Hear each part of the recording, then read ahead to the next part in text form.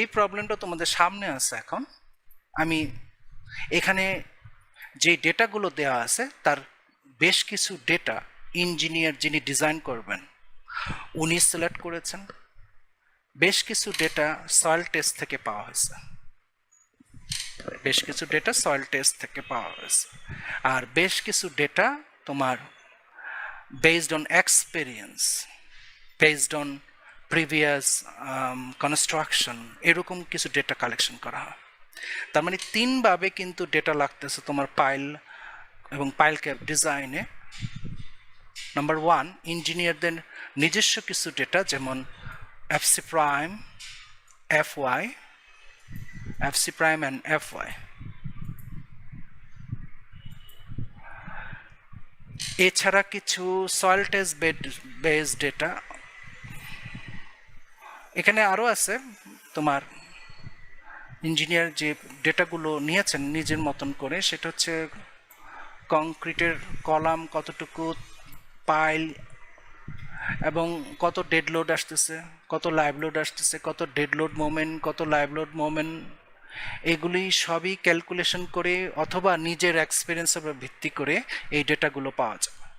যেমন কলাম থেকে কত লোড পাইল বা পাইলকে আসতেছে সেটা উপরের যে স্ট্রাকচারের যে লোড চট এগুলো আগে হিসাব করা থাকবে তার, যেমন, এবং সেখান থেকে সে এই চারটা ডেটা এবং কলামের সাইজও সে জানবে, কারণ কলামের সাইজ উপরে যদি 15-15 হয় তাহলে প্যাডেস্টাল কলামের সাইজ তখন 18-18। তার মানে উপরের এই পাঁচটা ডেটা সে কিন্তু আসলে সুপার স্ট্রাকচার যখন ডিজাইন শেষ হবে ওখান থেকে সে পেয়ে যাবে।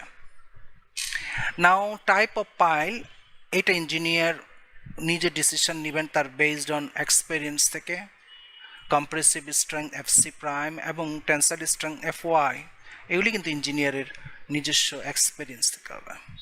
এছাড়া কিছু ডেটা তোমার যেমন pile compression capacity, pile tension capacity, এই জাতীয় কিছু ডেটা তোমার পাস্ট কনস্ট্রাকশন বা কনস্ট্রাকশন হিস্টোরি থেকে নেওয়া হবে। সয়েল টেস্ট থেকে আমরা বলছি কিছু ডেটা থাকবে, যেমন সয়েল বেয়ারিং ক্যাপাসিটি। তো এই সমস্ত ডেটা দেওয়ার পর ইঞ্জিনিয়ার কি করলো, ডিজাইন শুরু করবে। তো ডিজাইন করতে গিয়ে তার দু ভাগ করতে হবে, এগুলো আবার ম্যানুয়াল ডিজাইন, এখন আর ম্যানুয়ালি ডিজাইন চলে না, ম্যাক্সিমামই সব কিন্তু সফটওয়্যার বেসড ডিজাইন। বিল্ডিং ছোটোখাটো হোক কি গগনচুম্বী অট্টালিকা হোক, গোল হোক কি স্কোয়ার হোক কি রেক্টেঙ্গুলার শেপের বিল্ডিং হোক, স্টিল বিল্ডিং হোক কি কংক্রিট, সব কিছু কিন্তু এখন সফটওয়্যার দিয়ে। তদ্রূপভাবে তোমার ফাউন্ডেশন সিস্টেমও কিন্তু এখন সফটওয়্যার দিয়ে চলে।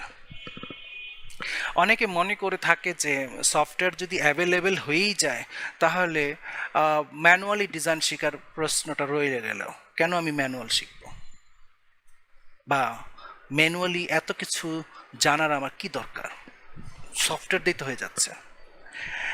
তাদের জন্য আমার যে উত্তর, তাহলে আমরা কি করতে পারি, একটা কম্পিউটার ডিপার্টমেন্টের একটা স্টুডেন্টকে এনে সফটওয়্যার আমি শেখাই দিলাম, তাই না? যেমন আমরা আগে রাঁধুনির উপর উদাহরণ দিতাম, যে রান্না জীবনেও জানে না তাকে, যে পরিবারের মানে রান্না বান্নার কোনো ঐতিহ্য নাই, বা যে জেলাভিত্তিক যেখানে রান্না বান্নার ঐতিহ্য নয় সেখানে শিখিয়ে ভালো রাঁধুনি পাওয়া যাবে না। কারণ কি, একটু এদিক সেদিক হলেই রান্না হবে না। সেক্ষেত্রেও তাই, সফটওয়্যারে যখন আমরা ডিজাইন করতে বসি, সফটওয়্যারে যে ভ্যালুগুলো ইনপুট করতে হয় সেটা কিন্তু ইঞ্জিনিয়ারের এক্সপিরিয়েন্স থেকে। সুতরাং ভ্যালু ইনপুট ভুল হলে পুরো ডিজাইন তছনছ হয়ে যাবে। সুতরাং সেই জন্য আমরা আগে বলেছি, ইটাস দিয়ে যে বিল্ডিংগুলো এখন ডিজাইন হইতেছে আগে ম্যানুয়ালি হলেও কিছুটা রক্ষা পেত, এখন ইটাস দিয়ে ডিজাইন হওয়ার কারণে তোমার বিল্ডিংয়ের তোমার যে তোমার আমরা যেটা রিলায়েবিলিটি পার্সেন্টেজ বলি সেটা বেড়ে গেছে। কিরকম, কোন দিক থেকে বাড়ছে, নেগেটিভিটির থেকে বাড়ছে। আগে হাতে ডিজাইন করার পরে যেই স্ট্রাকচারটা আসতো তার সাথে বাস্তবের হয়তো মনে করো 20-30 ভাগ ডিফারেন্স থাকতো। এখন এটা না বুঝে, না জেনে, না শুনে শিখে, মুখস্থ কিছু শিখে, ইউটিউব দেখে শিখে অথবা ধার করে শিখে কিছু এদিক সেদিক করে ভাবে যেটা মাস্টার হয়ে গেছে, এরপর শুরু করে বিল্ডিং ডিজাইন এবং ওই ধরনের অর্ধ নলেজ দিয়ে যখন সে সফটওয়্যার ইউজ করে এবং যে বিল্ডিংটা বেরোয় সেটার সাথে বাস্তবের তো 70-80 ভাগ ডিফারেন্স থাকে। কিন্তু সমস্যাটা হলো এইসব ডিফারেন্সটা যে বাড়তেছে বা আছে, যিনি এটা ইউজ করতেছেন তার এই ব্যাপারে কোনো জ্ঞানই নেই, মনে করতেছেন যে তার ইটার যে বিল্ডিংটাই হয়তো ঠিক। সোজা কথা, বেসিক নলেজ লাগবে, কোডের নলেজ লাগবে, সব নলেজ লাগবে এবং এই নলেজগুলো আমি কিভাবে ইউজ করব, কখন ইউজ করব, কোথায় ইউজ করব, কেন ইউজ করব, এই সমস্ত প্রশ্নের উত্তর না জেনে কখনোই সফটওয়্যার শেখা উচিত না, ইউজ করা উচিত না। যেমন আমরা একটু আগে কিন্তু বললাম যে আমি যদি পাইলকে ডিজাইন করি, আমার কিছু ডেটা লাগবে। এখন ইঞ্জিনিয়ার সফটওয়্যার নিয়ে যদি বসে, তো এই ডেটাগুলো সে কালেক্ট করবে কোত্থেকে? তার তো কোনো আইডিয়া নেই, মুখস্থ তার কেউ তাকে দিবে না এগুলো। যদি আইডিয়া না থাকে তাহলে তার ভ্যালু ইনপুট হবে ভুল, মুখস্থ যদি ইনপুট করা শুরু করে। যাক, প্রথম দুইটা পার্টের ভিতরে প্রথমেই আছে পাইল ডিজাইন। পাইল ডিজাইনের মধ্যে পাইলের সাইজ মানে ডায়ামিটার কত, তারপর পাইলের লেন্থ কত, কয়টা পাইল এবং পাইলগুলি কিভাবে বসবে, এটাকে মিন করে কিন্তু পাইল ডিজাইন। তো ফার্স্টে আমরা দেখো পাইলের সাইজ এবং নাম্বার অফ পাইলস বের করতেছি। পাইলের সাইজ অলরেডি দেওয়া আছে, কিন্তু যেভাবে হোক অঙ্কে এটা দেওয়া আছে, যেমন 16 ইঞ্চি এবং কোন ম্যাটেরিয়াল দিয়ে তৈরি সেটাও জানতে হবে। যেমন concrete pile, definitely concrete pile হবে, স্টিল বা উডেন পাইল যেটা আছে সেটা হবে না, জীবনও হবে না এন্ড বিয়ারিং পাইলে। তো 16 ইঞ্চি দেওয়া আছে এটা, কিন্তু যদি দেয়া না থাকে তাহলে কিন্তু ট্রায়াল এরর মেথডে যেতে হবে। এখান থেকে এখানেই এখন সফটওয়্যারে সেটা কিভাবে সে ইনপুট করবে, তো এগুলো জানতে হবে তাকে। তো ট্রায়াল এরর মেথডে তাকে বসাতে হবে যে কত ইঞ্চি ডায়ামিটারের পাইল সে ইউজ করবে। তো এখানে ট্রায়াল এরর দেখার জন্য সে যদি একটা মানে প্রি ডিজাইন করা কিছু দেখে, সেখান থেকেও পেতে পারে। যেমন আমরা দেখাচ্ছি, তুমি দেখো এখানে ডেড লোড এবং লাইভ লোডের সমষ্টি হচ্ছে 650 কিপ, সেই হিসাবে 16 ইঞ্চি ডায়ামিটার পাইল এখানে কিন্তু ভেরিফাইড করা আছে। তার মানে 16 ইঞ্চি ডায়ামিটারের পাইল ইজ ওকে ফর এই 650 কিপের জন্য। এখন কেউ যদি এমন একটা ডিজাইন করতেছে, মনে করো সেখানে সে 900 কিপের ডেড লোড লাইভ লোডের কম্বিনেশন পাইছে, তখন সে চিন্তা করবে যে আমি আমার একটা প্রি ডিজাইনে দেখলাম 650 কিপের জন্য 16 ইঞ্চি ডায়ামিটারের পাইল ওকে, তার ক্ষেত্রে 900-র জন্য আমি একটা ট্রায়াল দিই 18 ইঞ্চি ডায়ামিটার। আমরা আগে বলেছি ডায়ামিটার কিন্তু can be odd and even number or in fraction number by 0.5, মানে 16, 16.5, 17, 17.5, 18 এই জাতীয় অড ইভেন এবং ফ্র্যাকশন নাম্বারে যেতে পারবে। যাই হোক, আমরা পাইল কয়টা লাগবে সেটার জন্য ফার্স্টেই খেয়াল করতেছে, এখানে আমরা কিন্তু তোমার কোনো রকম ফ্যাক্টর ছাড়া ডেড অ্যান্ড লাইভটা যোগ করতেছি। খেয়াল করে দেখো এখানে কিন্তু ফ্যাক্টর নাই, টোটাল ডেড লোড যেগুলো পুরো বিল্ডিং থেকে আসতেছে কলাম হয়ে, প্যাডেস্টাল কলাম হয়ে, সেটা ডেড লোড হচ্ছে 300 কিপ এবং লাইভ লোড হচ্ছে 350 কিপ। কোনো রকম ফ্যাক্টর ছাড়া যোগ করা হয়েছে, এটা পয়েন্টটা খেয়াল রাখতে হবে। তাতে আমি পেয়েছি কি 650 কিপ, 650 কিপ আমি পেলাম এবং এটা কিন্তু compression load, total compression load. এখন মনে করো একটা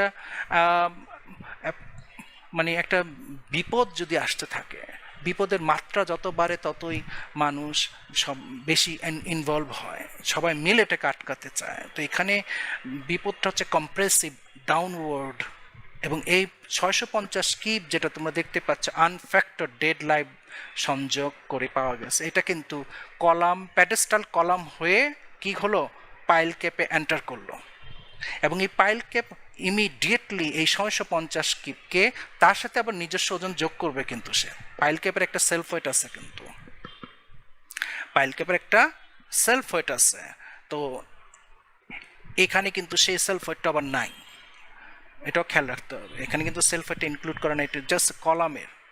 তো পাইল ক্যাপের সেলফ ওয়েটটাকে যদি আপাতত এখানে ইগনোর করা হয় আপাতত, তারপর পাইল ক্যাপ কি করবে, এই লোডটাকে ডিরেক্টলি পাইলে ছেড়ে দিবে। তার মানে 650 কিপ কয়টা পাইল নিতে পারবে এই যে ডাউনওয়ার্ড কম্প্রেসিভ ফোর্স। তো তোমার প্রতিটা পাইল ক্যাপের 16 ইঞ্চি ডায়ামিটার, এখন আমরা আবার উপরে উঠাচ্ছি, দেখতে পাইতেছে যে এখানে কিন্তু তোমার প্রতিটা পাইলের কম্প্রেসিভ স্ট্রেংথের একটা ক্ষমতা দেওয়া আছে, তোমার থিওরিটিক্যাল ক্ষমতা। খেয়াল করে দেখো, এই যেটা আমি এখনো পাইল ডিজাইন করি নাই, কিন্তু পাইলের ডায়ামিটার জানি 16 ইঞ্চি, পাইলের ডায়ামিটার জানি। এই দুইটা রেজাল্ট কিন্তু এখনো না জানারই কথা। পাইল কাস্টিংয়ের পর পাইল লোড ক্যাপাসিটি যাচাই বাছাই করা হয়, এবং কোন লোড ক্যাপাসিটি যেই লোডটা নিতে পারবে সে আমরা বলে দিতেছি যে প্রতিটা পাইল এত কিপ করে কম্প্রেসিভ ফোর্স নিতে পারবে। সেটাকে যাচাই বাছাই করার জন্য কনস্ট্রাকশন শেষ হওয়ার বহু মাস পরে গিয়ে পাইল লোড ক্যাপাসিটি টেস্ট হয়।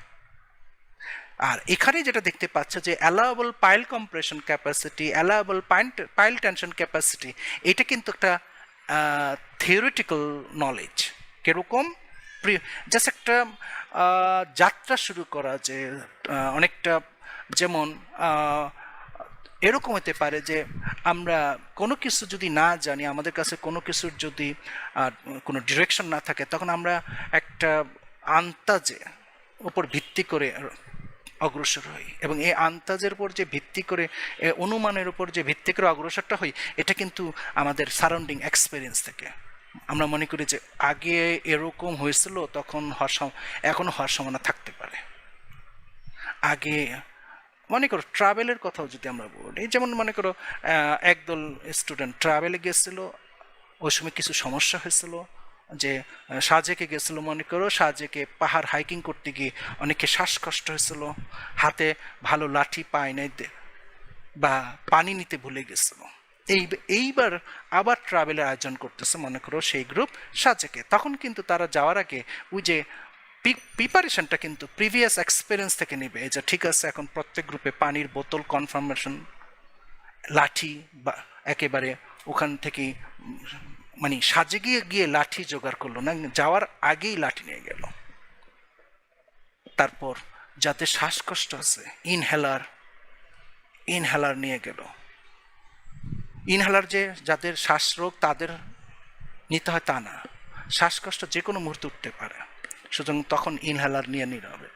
তো এরকম কিছু ওষুধপত্র, যে ঠিক আছে উঠতে গিয়ে অসুস্থ হয়ে গেল, ডিহাইড্রেশন হয়ে গেল, সেখানে ওরসালাইন, এ সমস্ত। তো এই যে প্রিপারেশনটা, এটা কিন্তু আন্তাজের উপরে এবং আগের এক্সপিরিয়েন্স থেকে। তো এখানেও আমরা পাইল কিন্তু ডিজাইন করি নাই, কিন্তু ইঞ্জিনিয়ার কিন্তু ফার্স্ট একটা, এখানে তো দিয়ে দেওয়া হয়েছে 16 ইঞ্চি পাইল, কিন্তু যদি দিয়ে দেওয়া না হয় তখন কিন্তু একটা আগেই ইঞ্জিনিয়ার কিন্তু ফার্স্টই সে একটা অ্যাজামশনে যাবে যে কত ইঞ্চি ডায়ামিটারে পাইল লাগবে। মনে করো সে নিল 16 ইঞ্চি, তারপর প্রিভিয়াস ডেটা থেকে সে দেখলো যে 16 ইঞ্চি ডায়ামিটারের পাইলগুলো কতটুকু এভারেজ কম্প্রেসিভ লোড নেওয়ার ক্ষমতা আছে, কতটুকু এভারেজ টেনসার লোড নেওয়ার ক্ষমতা আছে। সো এই যে দুটো ডেটা, এটা কিন্তু থাম্ব রুল অথবা প্রিভিয়াস এক্সপিরিয়েন্সের ওপর যে ডেটাগুলো বানানো থাকে ডিজাইন অফিসে, সেগুলোর থেকে ডেটা। তো এখানে বললো যে 16 ইঞ্চি ডায়ামিটারের পাইল 125 কিপ কি নিতে পারে। তাহলে আমার যে টোটাল কম্প্রেশন লোড আসতেছে, আমাদের যে কম্প্রেশন লোড আসতেছে সেটা কিন্তু 650। টোটাল যদি 650 কিপ আসে কম্প্রেশন, আর একটা পাইল তোমার নিতে পারে 125 করে কম্প্রেসিভ লোড, তাহলে কয়টা পাইল লাগবে? 5.2। তো স্বাভাবিক এটাকে ফুল রাউন্ড আপে যেতে হবে, তো আমরা নিয়েছি 6টা পাইল। এটা কিন্তু এন বিয়ারিং পাইল, এটা এন বিয়ারিং পাইল। যদি এটা এন বিয়ারিং পাইল হয় তাহলে মিনিমাম ডিস্টেন্স আসলে এইটা তোমরা কারেকশন করে নিবে, তখন এটা হবে 2.5 গুণ of the pile dia। আমরা যদি কনফার্ম করি আমাদের কোড।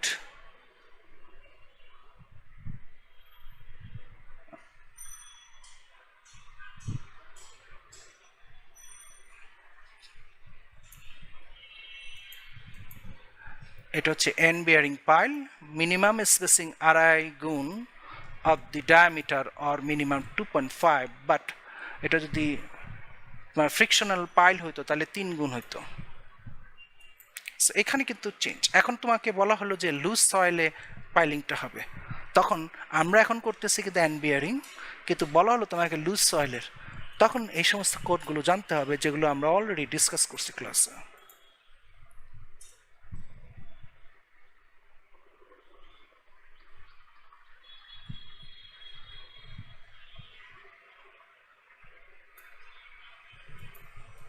সেই ক্ষেত্রে এটা n bearing, so you have to make a correction 2.5 pile dia,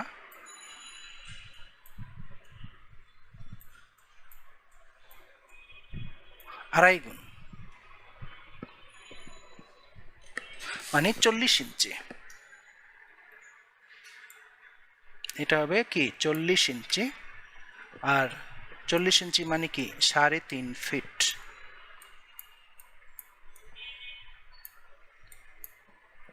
এবং গ্রেটার দেন মিনিমাম 2.5 ফিট, এটাও মিনিমামটা লিখতে হবে, কারণ মিনিমামটা যদি আবার বড় হয়ে যায় তাহলে মিনিমামটা নিতে হবে।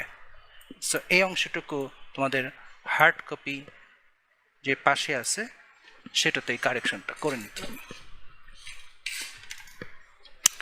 তাহলে পাইল নাম্বারস এবং পাইল সাইজ স্টেপ 1টা complete.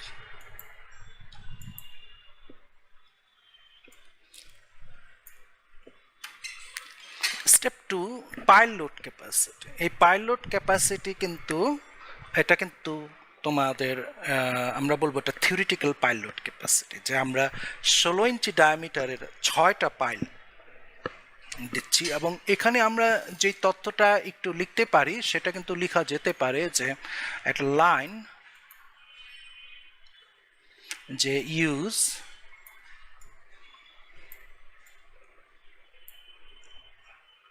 16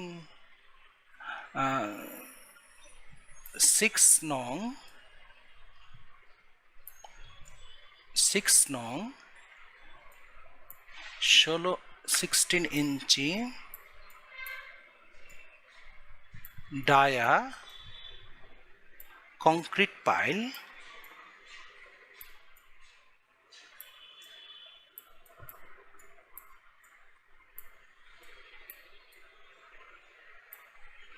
at the rate of 3.5 feet centre চারদিকে, মানে মিনিমাম থিকনেস মিনিমাম 3.5 ফিট করে বসতে হবে। বাট এটা কিন্তু চেঞ্জ হতে পারে 3.5 ফিট।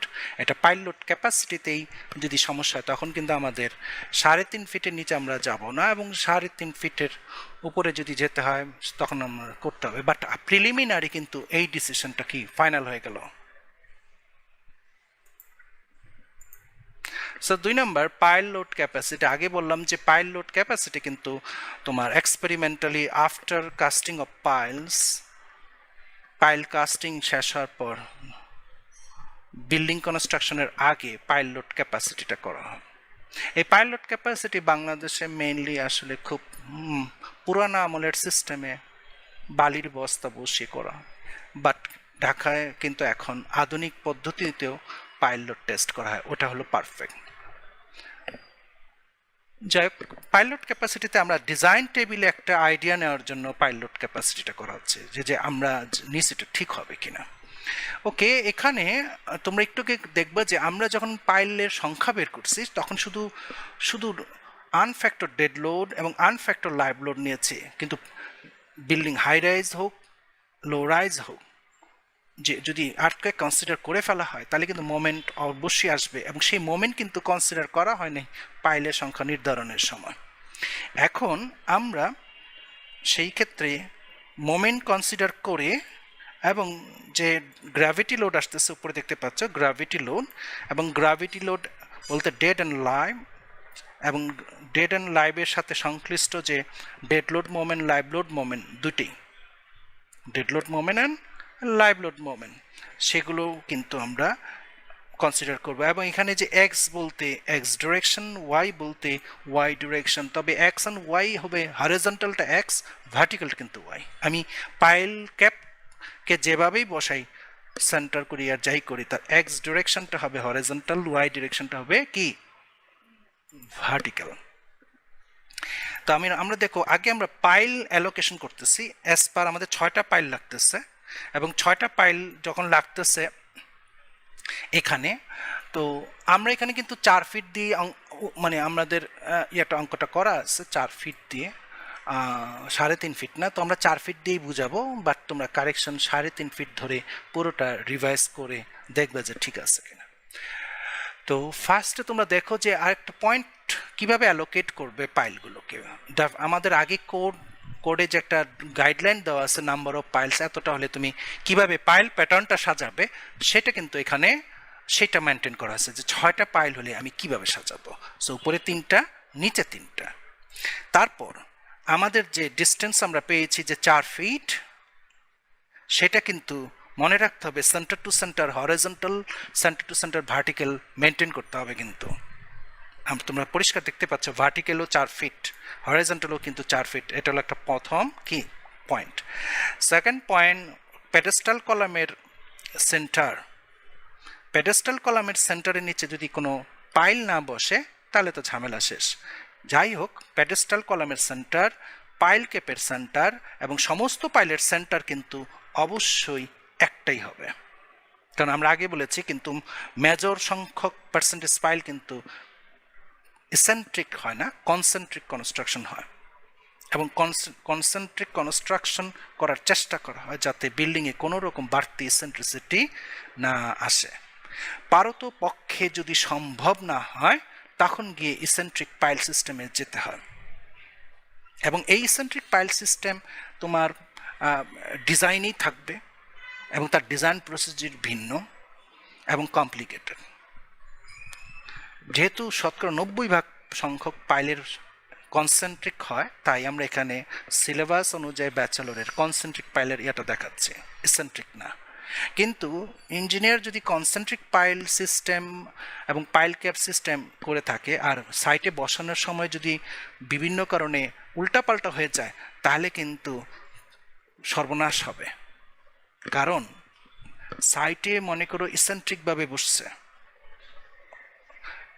গাফিলতির কারণে হোক অথবা কনস্ট্রাকশন সাইটের ঝামেলার কারণে হোক। অনেক সময় কিন্তু কনস্ট্রাকশন সাইটের ঝামেলা হয়, বিকজ আমরা বারবার বলে আসি যে প্ল্যান করুক কি ডিজাইন করুক, ইঞ্জিনিয়ারকে কিন্তু সাইটে যেতে হবে। সাইটে না গিয়ে কখনোই শুধুমাত্র প্ল্যানের ওপর ভিত্তি করে কোনো রকম ডিজাইনে হাত দেওয়া বোকামি হবে। মনে করো আর্কিটেক্ট প্ল্যান করলো, ইঞ্জিনিয়ার ডিজাইনার হচ্ছে আরেকজন স্ট্রাকচারাল ইঞ্জিনিয়ার যিনি প্ল্যান নিজেই করেন নাই। এখন সাইট সম্পর্কে যদি আইডিয়া না থাকে ডিজাইন ইঞ্জিনিয়ারের, তাহলে ফাউন্ডেশন সিস্টেম তখন বাস্তবের সাথে তোমার থিওরিটিক্যাল ডিজাইন একটু ঝামেলা হয়ে যায়।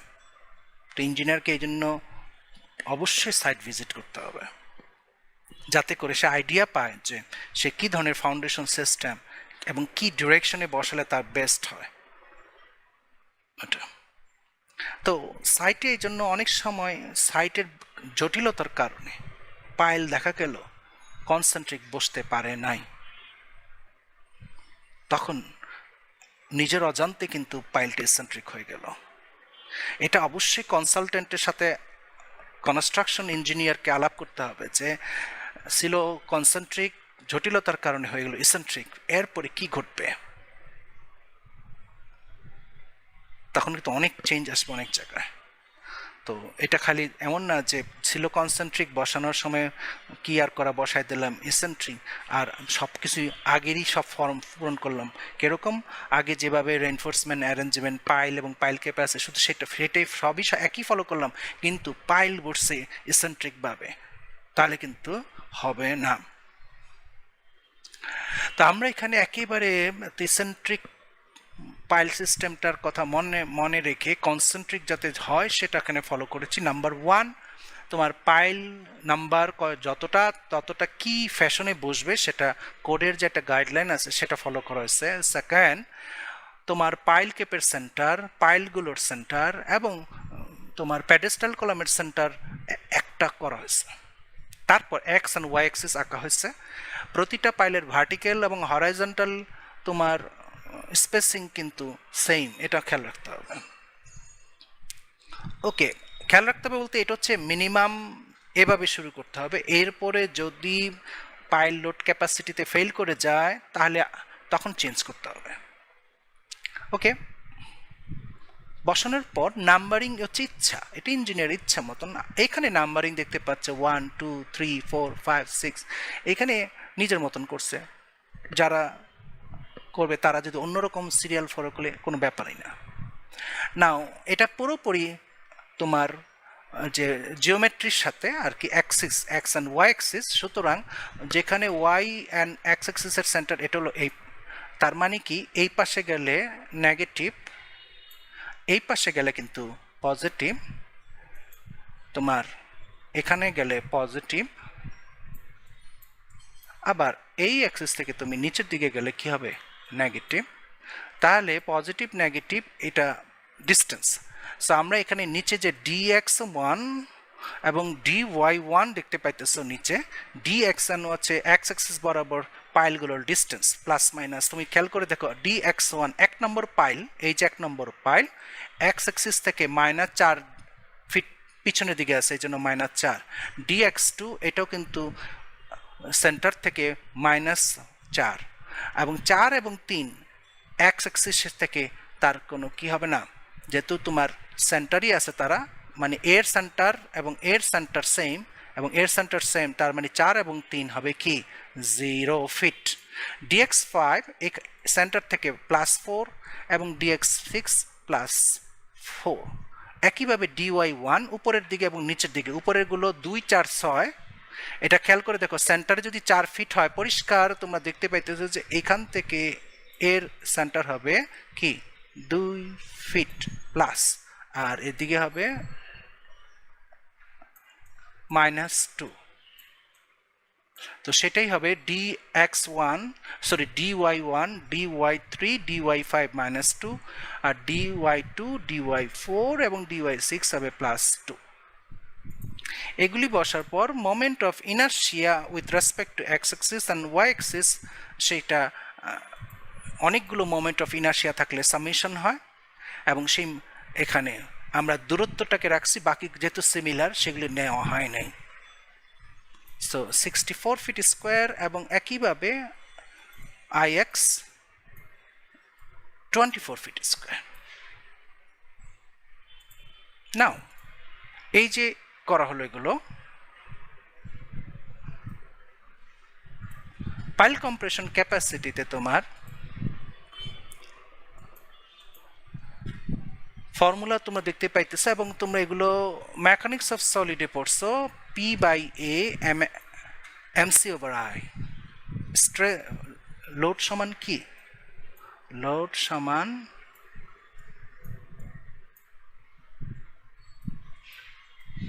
টোটাল লোড এটা যে P/N, এটা হচ্ছে টোটাল লোডের একটা ভাগ, কিন্তু আরেকটা আছে কি পড়েছ, mc/I।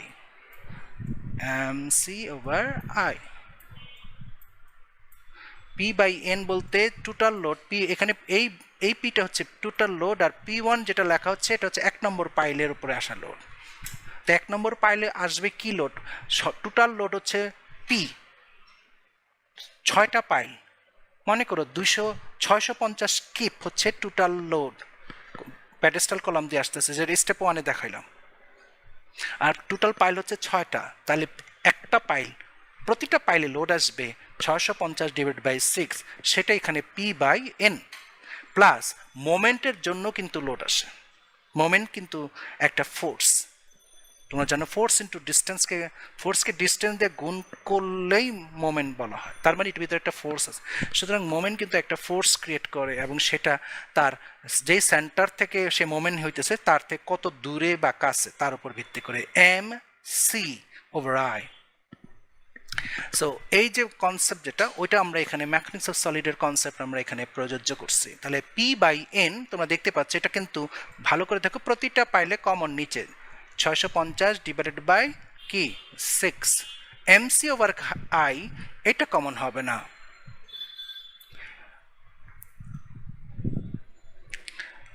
এমসি।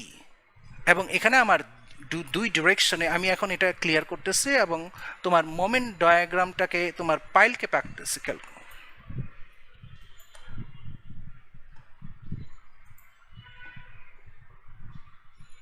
এটা কিন্তু প্ল্যান ভিউ তোমরা দেখতে পাচ্ছ। প্ল্যান ভিউ যদি দেখো তাহলে এক্স অ্যাক্সিসকে কেন্দ্র করে, এক্স অ্যাক্সিসকে কেন্দ্র করে এম এক্স, ওয়াই অ্যাক্সিসকে কেন্দ্র করে এম ওয়াই,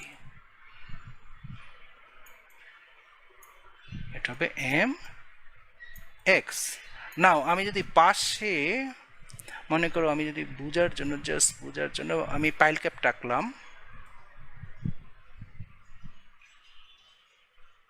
ওকে। এবং এই যে তিনটা পাইল তোমরা দেখতে পাইতেছো, তিনটা পাইল আছে। আমি যদি তোমার আমার দৃষ্টিকোণটা কিন্তু এইটা যেটা আমি দেখতে পাচ্ছ নিচে অ্যারো দিছি, এটা তাহলে 1 2 3 4 5 6 একই লেভেলে আমরা দেখতে পাবো। এটা হচ্ছে 1 2 4 3 5 6, এবং তোমরা উপরে কিন্তু তখন প্যাডেস্টাল কলামটা দেখতে পাবে, হলো pedestal column. So this is কিন্তু এই যে এক্স এক্স অ্যাক্সিস। না আমরা যদি মোমেন্ট ড্র করি, ধরো মোমেন্ট ওয়াই অ্যাক্সিসকে কেন্দ্র করে আসতেছে, এটা কিন্তু ওয়াই অ্যাক্সিসকে কেন্দ্র করে, কারণ ওয়াই অ্যাক্সিস কিন্তু এই বরাবর গেছে, ওয়াই অ্যাক্সিসকে কেন্দ্র করে এম ওয়াই, আর ঠিক উল্টাভাবে অ্যাক্সিসকে কেন্দ্র করে এইভাবে যাবে, সেটা হবে এম এক্স। ভালো করে খেয়াল করে দেখো, মোমেন্ট ডিরেকশনের উপর ভিত্তি করে যে ডায়াগ্রামটা আঁকছি আমরা মোমেন্টের, ওইটাও তোমাদের কিন্তু বুঝতে হবে, এখানে মুখস্থ কিছু নাই। এখানে খেয়াল করতে আমরা যে মেকানিজমটা খেয়াল বুঝাচ্ছি, যে মোমেন্ট ডিরেকশনটা কিন্তু আমরা কিভাবে আঁকছি, পজিটিভ এক্স এবং এই যে ওয়াই, এটা কিন্তু তোমাকে মনে রাখতে হবে, কারণ এই মনে রাখার উপর নির্ভর করতেছে কোন দিকে বেশি প্রেশার আসবে। খেয়াল করে দেখো এম ওয়াই যেটা উপরে, তার মানে 6 নম্বর এবং 5 নম্বর পাইলের উপর বেশি প্রেশার আসবে, এটা জেনারেল কনসেপ্ট থেকে বোঝা যায়, কারণ ওয়াইটা এদিকে। আর আমি যখন এম এক্সের কথা বলছি তখন বোঝাই যাচ্ছে যে 2 নম্বর 4 নম্বর এবং 6 নম্বর পাইলে বেশি প্রেশার আসবে। তো ইঞ্জিনিয়ারকে কিন্তু আগেই জানতে হচ্ছে যে কোন কোন পাইলে বেশি প্রেশার আসতেছে, তো ওগুলো নিয়ে চিন্তা করলেই হবে, বাকিগুলি না করলেও চলবে। ওই পয়েন্টটা তোমাদের খেয়াল করো। আমরা দেখতে পাইতেছি যে তোমার আমরা যদি আমি যদি দুই মোমেন্টকে কম্বাইন করি, তাহলে আমরা 6 নম্বর পাইলে বেশি আসবে। খেয়াল করে দেখো, এইভাবে যদি এম ওয়াই হয় তাহলে 5 আর 6, তার মানে এইটা আসতেছে। আবার ওয়াই অ্যাক্সিসকে কেন্দ্র যদি মোমেন্ট এদিকে যায় তাহলে 6 2 4 6, তার মানে কমন কিন্তু এখানে 6 ঘটলো, তার মানে 6 নম্বর পাইলে সবচেয়ে বেশি প্রেশার আসবে। আমি যদি শুধু এইটাকে টেস্ট করি তাহলে আর বাকিগুলো অটোমেটিক কি হয়ে যায়। তার নমুনা কিন্তু একটু পরে দেখতে পাবো, এখানে দেখবো 6। সো আমরা নিচে দেখাচ্ছি এখন, এবং 2 মোমেন্ট থাকার কারণে দুই দিক দিয়ে তার এক্সট্রা লোড আসতেছে, সেই জন্য MC over I X axis and Y অ্যাক্সিসের সাপেক্ষে করা আছে, এই যে এবং এই যে। তাহলে এখানে দেখো আমরা ফর্মুলাটা লিখলাম M X into M C, যেটা এখানে dy1। আমরা বলেছি যে প্লাস সি হয় মেকানিক্স এবং মাইনাস সি হয়, এটা হচ্ছে তার যেই সেন্টারের সাপেক্ষে মোমেন্ট অফ ইনার্শিয়া যাইতেছে তার থেকে উপরের দিকে গেলে পজিটিভ, নিচের দিকে গেলে নেগেটিভ, ডানে গেলে পজিটিভ, বামে গেলে নেগেটিভ। স্যার স্যার মোমেন্ট আমরা তো এটা ক্লকওয়াইজ ধরছি, যদি অ্যান্টি ক্লকওয়াইজ হয় তাহলে সেক্ষেত্রে তো পাইল 2 নম্বর এবং 1 নম্বর। হ্যাঁ, ওইটাই বলতেছি যে মোমেন্ট, তোমাকে মোমেন্ট ডিরেকশনটা বুঝতে হবে। যদি মোমেন্ট কোনো কারণে চেঞ্জ হয়, কারণ মোমেন্টের ডিরেকশন কিন্তু ফিক্স না, এইখানে মোমেন্ট কিন্তু আমরা যেভাবে দেখাইছি সেটা করা আছে। আর যদি কোনো মোমেন্টের ডিরেকশন দেওয়া না থাকে অঙ্কে, তাহলে স্টুডেন্ট যেভাবে যেই ডিরেকশনটা ধরবে সেটাই তার ওকে হবে, কারণ কোনো ডিরেকশন দেওয়া নেই। তো বিল্ডিংয়ের পজিশন, লোডের ডিরেকশনের অনুযায়ী মোমেন্ট ক্লকওয়াইজ, অ্যান্টি ক্লকওয়াইজ যেভাবে হোক ঘটতে পারে। এখন যেটা যদি দেয়া থাকে তো থাকলো, আর যদি না থাকে তাহলে স্টুডেন্ট নিজভাবে মোমেন্টের ডিরেকশনটা এখানে ধরে নিতে পারবে। যদি সে যেভাবে ধরবে ওভাবে পাইলের লোডের চেঞ্জ হবে। আমরা যেভাবে দেখাইলাম সেইভাবে তোমরা দেখতে পাইতেছো, যেটা আমরা একটু আগে বললাম যে 6 নম্বর পাইলেই প্রেশারটা বেশি যাচ্ছে, বিকজ এক্স ডিরেকশনের মোমেন্ট বলি কি ওয়াই ডিরেকশনের মোমেন্ট বলি, সেটার কিন্তু একটাতে কমন আসতেছে 6 নম্বর পাইলটা, সেটাতে লোডটা বেশি। এখন আমরা এখানে সবগুলো পাইলেরই কিন্তু আসলে তোমার কম্প্রেসিভ ফোর্সটা বের করেছি, কিন্তু এটা না বের করে আমি যদি 6 নম্বরটাই শুধু বের করতাম এবং ওইটা যদি ওকে হয়ে যায়, তাহলে উপরেগুলি অটোমেটিক ওকে হবে, তার নমুনা এখানে আছে। নাও যেটা আমরা একটু আগে বলতেছি, আমাদের কিন্তু প্রিভিয়াস ডেটা এবং যে কনস্ট্রাকশন যে এক্সপেরিয়েন্স, আমার প্রতিটা পাইলের সর্বোচ্চ কম্প্রেসিভ লোড নেওয়ার ক্ষমতা দেওয়া আছে কত, 125 কিপ। আমাকে দেখতে হবে এখন এই যে 6টা পাইল আমি বসাইলাম, এই 6টা পাইলের কম্প্রেসিভ নেওয়ার ক্ষমতা কত। তো ফর্মুলা আমরা লিখলাম, এটা তো আগেই বুঝালাম, mx 75, একটু স্টেপ টুর শুরু দিকে আমরা ক্যালকুলেশন করছি, mx 75 d11 ix। ওকে, আমরা এর প্লাস মাইনাস বোঝাই দিতেছি। খেয়াল করে দেখো, এখানে দেখো mx 75 কি ফিট, my হচ্ছে ওয়াই ডিরেকশন, ওয়াই কে সেন্টার করে, মানে ওয়াই এক্সিসকে সেন্টার করে 145 কি ফিট। সো ওকে, নাও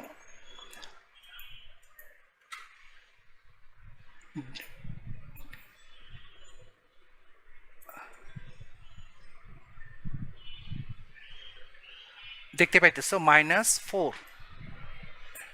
আমি যদি ওয়াই এক্সিসকে কেন্দ্র করে পিছনের দিকে চাই, তাহলে -4 dx1 and dx2। আর যদি ওয়াই এক্সিসকে কেন্দ্র করে যাই, +4 -4। আর যদি আমি এক্সিস থেকে উপরের জায়গায় +2 -2। সো এই পয়েন্টটা মাথায় রেখে আমরা যদি নিচের দিকে এখন আমরা যদি 1 নম্বরকে নিয়ে আসতেছি, দেখো pn mx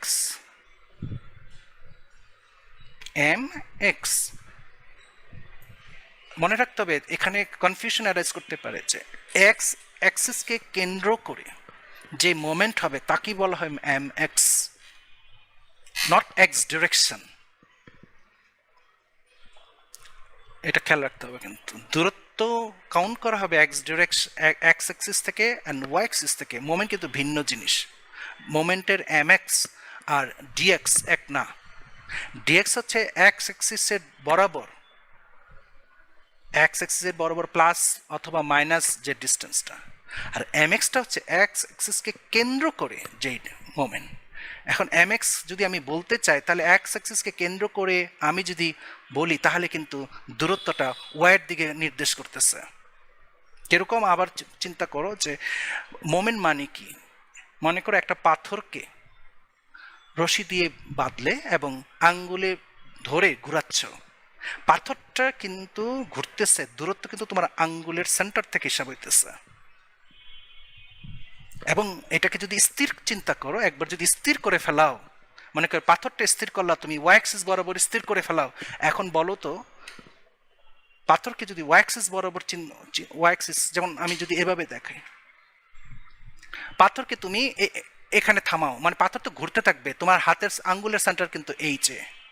পাথর যদি ঘুরতে, হঠাৎ এক সময় চিন্তা করো যে পাথর থামায় দাও এক্স, এদিকে থামায় দাও এদিকে, তারপর ডিস্টেন্সটা নাও, এখন সেই ক্ষেত্রে ওই ডিস্টেন্সটা তোমার সেন্টার থেকে হিসাব হবে। এখানেও তাই, তোমার মোমেন্ট ঘুরতেছে এম এক্স এভাবে, তার মানে ডিস্টেন্সটা হবে হয় ওয়াইয়ের উপরে অথবা ওয়াইয়ের নিচে।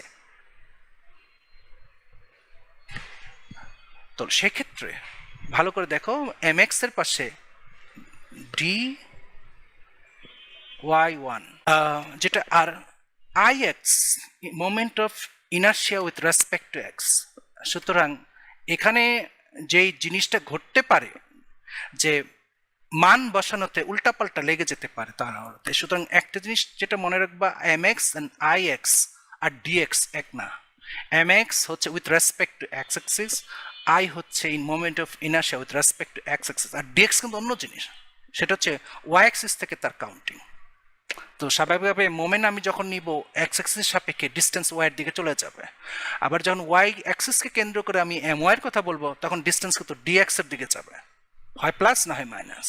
তো এই পয়েন্টটা যদি মাথা থাকে তাহলে এখানে মানগুলো বসাতে কোনো ঝামেলা হবে না।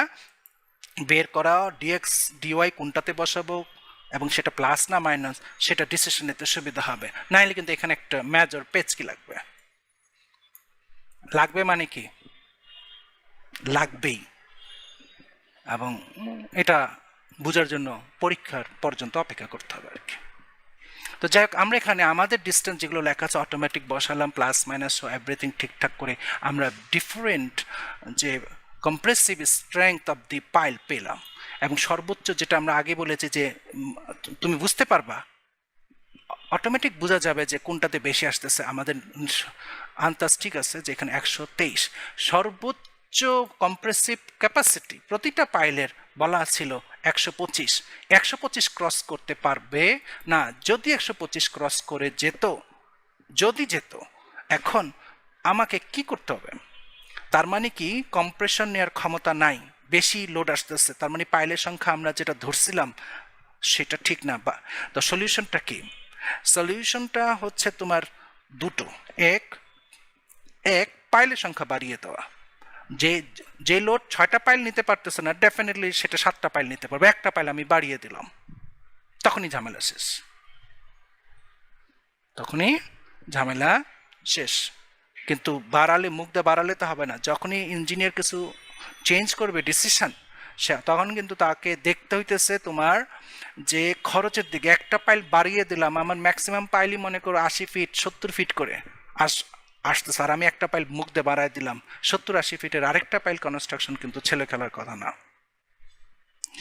সেকেন্ড অপশন হচ্ছে পাইল ক্যাপের ডাইমেনশন বাড়ানো। এর অর্থ আমরা একটু আগে দেখাইছি যে একটা পাইল থেকে আরেকটা পাইলের ডিস্টেন্স মিনিমাম দিয়ে শুরু করছিলাম, এবং এটাই শুরু করে আমরা যদি এতে স্যাটিসফাইড হই তাহলে আমাদের বেস্ট রেজাল্ট হবে ইকোনমিক। আমরা বলেছিলাম আমাদেরগুলি 3.5 ফিট করবে, কিন্তু এখানে অঙ্কতে আমরা 4 ফিট ধরে করছি, তা তোমরা 3.5 ফিট দিয়ে দেখবে। এই যে 4 ফিটের ডিস্টেন্সগুলি আমাকে বাড়াতে হবে। যদি আমি বাড়াই দেই, মনে করো 4 ফিট ছিল, আচ্ছা ঠিক আছে 5 ফিট করে দেখলাম, তো 5 ফিট করে যদি দেই তাহলে ঠিক আছে কিনা। যদি দেখলাম না 5 ফিটে হলো না, ঠিক আছে এখানে 6 ফিট দিলাম, এগুলো 6 ফিট করে দিলাম। তো এগুলো ট্রায়াল এররে, মানে দিলে আবার এগুলি চেঞ্জ হবে, আবার P1 P2 P6 চেঞ্জ হবে। যখনই আমরা দেখলাম যে ওকে বেশ ওকে, তখন আমরা ওইটা হবে ফাইনাল। সো আমাদের ক্ষেত্রে সেই তোমার লাকিলি আমাদের ক্ষেত্রে সেই ঝামেলাটা হয় নাই, আমাদের ওকে আছে। তার মানে পাইল লোড ক্যাপাসিটিতে সে উতরায় গেল। ইঞ্জিনিয়ার এখন পরবর্তী কাজ না করবে, সে এখন পাইলের লেংথ বের করবে। পাইলের লেংথ বের করার জন্য আমরা যেই ফর্মুলাটা, তোমার জিওটেকনিক্যাল ইঞ্জিনিয়ারিং যে ফর্মুলাটা আছে, এটা কিন্তু জিওটেকনিক্যাল ইঞ্জিনিয়ারিং থেকে আনা হয়েছে ফর্মুলাটা। তো আমরা সেই ফর্মুলায় যাচ্ছি।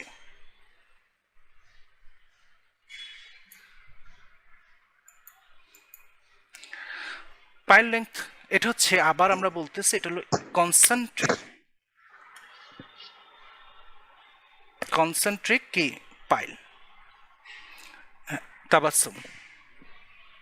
স্যার আমার হচ্ছে এই যে পাইলে লোড কম্প্রেশন নিয়ে যে ওখানে একটা প্রশ্ন ছিল যে পাইল ক্যাপে যে বলা হয়েছে মানে ইয়াতে পাইল ক্যাপের ডিস্ট্রিবিউশন ওখানে বলা হয়েছে যে পাইল ক্যাপে আমরা পাইল গুলাকে সিমেট্রিক ভাবে দিচ্ছি আর সেন্টার্ড ভাবে ইয়াটা বসাচ্ছি, যেন কলামটা সেন্টার ভাবে বসাচ্ছি যেন সবগুলা পাইলে লোড সমান ভাবে যায়। তাহলে স্যার এই জায়গায় আমাদের আবার প্রত্যেকটা পাইলে আলাদা আলাদা করে আসলো, মানে লোডের ভ্যালু আলাদা আলাদা আসলো। হুম। উম, স্যার এইটা কেন হইলো? তাহলে কি স্যার আমাদের প্রত্যেকটা পাইলট যেহেতু স্যার লোড আলাদা আছে, যেমন স্যার এখানে আমাদের P1 এ আসছে 93 কে, আবার P6 এ আসছে 123, এটা তো অনেক বড় একটা গ্যাপ, প্রায় 30 কিপের গ্যাপ। তাহলে কি আমরা স্যার পাইল চেঞ্জ করতে পারি, মানে কোনো একটা পাইল কম হচ্ছে রেইনফোর্সমেন্ট বা ইউজ করতে পারি, কোনো কোনো পাইলে বেশি ইউজ করতে পারি, এরকম কি করতে পারি? হ্যাঁ, আনসারটা আমি দিচ্ছি। আসলে পাইলের যে 6টা পাইল, এরা কিন্তু এখানে যদি কোনো মোমেন্ট না আসে, যদি মোমেন্ট না আসে তাহলে 6টা পাইলে কিন্তু ইকুয়াল লোড যাবে। ইকুয়াল লোড তোমার যাবে, আমরা দেখেছি যে ইকুয়াল লোড করে 6টা পাইল যাবে। কিন্তু যখনই মোমেন্ট চলে আসে, মোমেন্টের একটাকে ডিরেকশন দিয়ে বুঝালাম যে মোমেন্টের যে ডিরেকশনটার কারণে কিন্তু পাইলের উপর যেদিকে প্রেশার বেশি আসতেছে তার অপোজিট তখন পাইলের প্রেশার কম আসতেছে, পাইলের প্রেশার কম আসতেছে। তো সেই হিসাবে আমরা দেখাচ্ছি P1 P2 যে ব্যাপারগুলো, এটা কিন্তু মোমেন্ট ইনভলভ হওয়ার কারণে পাইলের যে ইকুয়াল লোড ডিস্ট্রিবিউশন হওয়ার কথা ছিল সেটা হয় নাই। আচ্ছা, ওকে। সেকেন্ড, তাহলে এই যে ইকুয়াল যদি লোড না যায়, যেখানে একটু কম যাচ্ছে 1 নম্বরে আর 6 নম্বরে বেশি, এইটা যেটা হবে এখন, এইটাকে করতে গিয়ে পাইলের লেংথ চেঞ্জ হবে। আচ্ছা, পাইলের লেংথ চেঞ্জ হবে, P1 এর লেংথ ছোট হবে, P6 লেংথ বড় হবে, রেইনফোর্সমেন্ট কম হবে, P6 এর বেশি হবে, কিন্তু ডায়ামিটার কিন্তু 16 ইঞ্চি থাকবে। ক্লিয়ার? আচ্ছা, বুঝতে পারছো?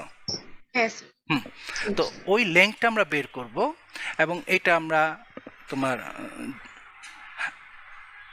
রাহাত ডিজাইন অ্যানালাইসিস করার সময় কি স্যার আমরা কি একদম 100% কনফার্ম হতে পারি যে এটা মানে এন্টি ক্লকওয়াইজ মোমেন্ট হবে নাকি ক্লকওয়াইজ হবে? এটা তো স্যার ডিজাইন করার সময় হয়তো আমরা একে ক্লকওয়াইজ মোমেন্ট ধরে করেছি, কিন্তু এটা তো তার বিপরীত এন্টি ক্লকওয়াইজ আছে। মোমেন্ট তো সবসময় স্যার একদিকে হবে না, দুই দিকে তো হতে পারে নাকি স্যার? না না না, আমরা এই মোমেন্ট কিন্তু আসলে লেটারাল লোড থেকে আসতেছে। তো লেটারাল লোড তো ডেফিনেটলি ডিরেকশন তো ইঞ্জিনিয়ার জেনেই যাচ্ছে স্বাভাবিকভাবে যে কোন ডিরেকশন থেকে লোড আসতেছে।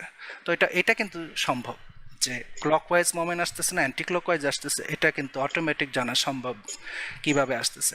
বিকজ বিল্ডিংয়ের লোড যদি তোমার পজিটিভ ওয়ার দিকে আসে, তাহলে অটোমেটিক কলামেও সেভাবেই যাবে। কলামেও কিন্তু প্রত্যেকটা কলামের লোডের ডিরেকশন, মোমেন্টের ডিরেকশন সেম হয়ে যাবে, তাহলে অটোমেটিক ওই ডিরেকশনটাই প্যাডেস্টাল কলামেও থাকবে। আর প্যাডেস্টাল কলামের ওই মোমেন্টের ডিরেকশনগুলো অটোমেটিক তোমার পাইল ক্যাপে চলে যাবে। তো মনে করো যদি দক্ষিণ দিকে বাতাস আসে, পূর্ব পশ্চিম দিকে আর্থকোয়েক আসে, বায়োএক্সিয়াল মোমেন্ট, যেটা এক্স অ্যান্ড ওয়াই, এখানে যেটা দেখতে পাচ্ছ বায়োএক্সিয়াল মোমেন্ট আসতেছে, তার মানে লেটারাল লোড আসলে দুইটা ডিরেকশন থেকে আসতেছে। সবচেয়ে বেস্ট হয় যদি এক ইউনি ডিরেকশনে আসতো, ইউনি এক্সিয়াল কলাম হতো, তো সেক্ষেত্রে ইকোনমিক হয়ে যেত আমাদের। তো ইকোনমিক তার হওয়া সম্ভব হয়নি। তো স্বাভাবিকভাবে বায়োএক্সিয়াল হলে তোমার, আমরা এখানে যে পাইলগুলি সাজাইছি আসলে এটা ইউনি এক্সিয়াল থিমে সাজানো হয়েছে, এটা কিন্তু বায়োএক্সিয়াল থিমে সাজানো যেত। তার মানে লম্বা ফেসে আমরা তিনটা করে দিয়ে রাখছি, অপর ফেসে কিন্তু নাই। পাইল ক্যাপের যে এখানে রেক্টেঙ্গুলার পাইল ক্যাপ আসবে বুঝাই যাইতেছে।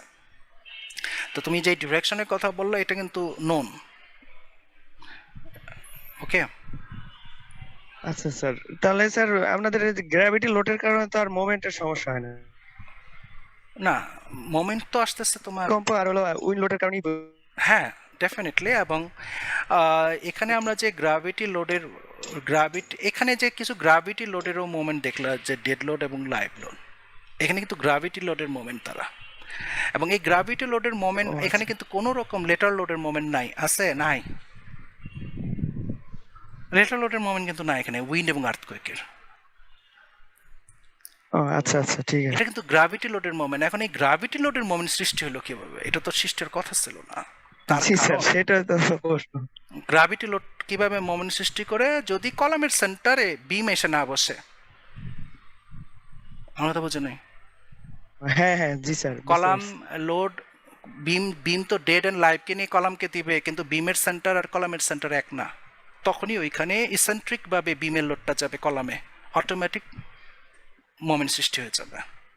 বুঝছো না? জি স্যার।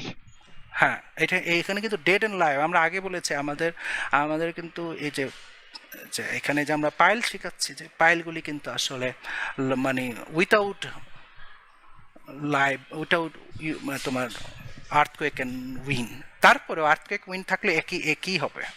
তখন শুধু হয়তো রেজাল্টেন্ট মোমেন্টটা আমরা দেখতে পাবো, ডেড লাইভের এসেন্ট্রিসিটি যদি থাকে দ্বারা সেখান থেকে যে মোমেন্ট আসতেছে এবং উইন্ড আর্থকুয়েকের মোমেন্ট আসতেছে, সেটা কিন্তু আলটিমেট একটা রেজাল্টেন্ট ডিরেকশনে চলে যায়। তো ওই ডিরেকশনটা সে তখন নেবে। এখন উইন্ড আর্থকুয়েক নাই, অথবা উইন্ড আছে আর্থকুয়েক নাই, বা আর্থকুয়েক আছে উইন্ড নাই, অথবা এরা নাই, যাই থাকুক ডিরেকশন কিন্তু আসলে রেজাল্টেন্টই যাবে।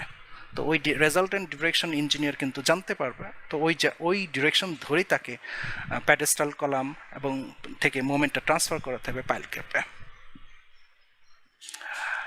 রাহাত, স্যার আমার পাইল সংখ্যা যদি 5টা বা 7টা হয় বা 9টা, সেক্ষেত্রে স্যার আমার মাঝখানে একদম কলামে ডিরেক্ট নিচে স্যার একটা পাইল বসতেছে, তো হুম। ওইটার উপরে কি স্যার কোনো মোমেন্ট আসে ওই পাইলটার উপরে?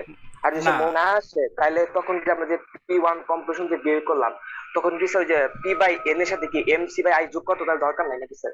হ্যাঁ, তাহলে তো মোমেন্ট। না, কোয়েশ্চেন ইজ ভেরি গুড। যে স্বাভাবিকভাবে কলামের নিচে যদি পাইল চলে যায় তো তার তো ডিস্টেন্স জিরো। আমি যদি এমসি ওভার আই করিও সি কিন্তু জিরো, তো অটোমেটিক ওই দুইটা পার্ট জিরো হয়ে যাবে, শুধু পি বাই এন থাকবে। হ্যাঁ জি স্যার। তো তখন তার স্যার আমি MC বাই I ওইটা নেওয়া দরকার নেই তাহলে স্যার? হ্যাঁ, নিলেও তুমি ডিস্টেন্স জিরো পাবা, জিরো হয়ে যাবে, জিরো হয়ে যাবে। হ্যাঁ, অটোমেটিক Okay, sir. কাট হয়ে যাবে। ওকে, থ্যাংক ইউ স্যার।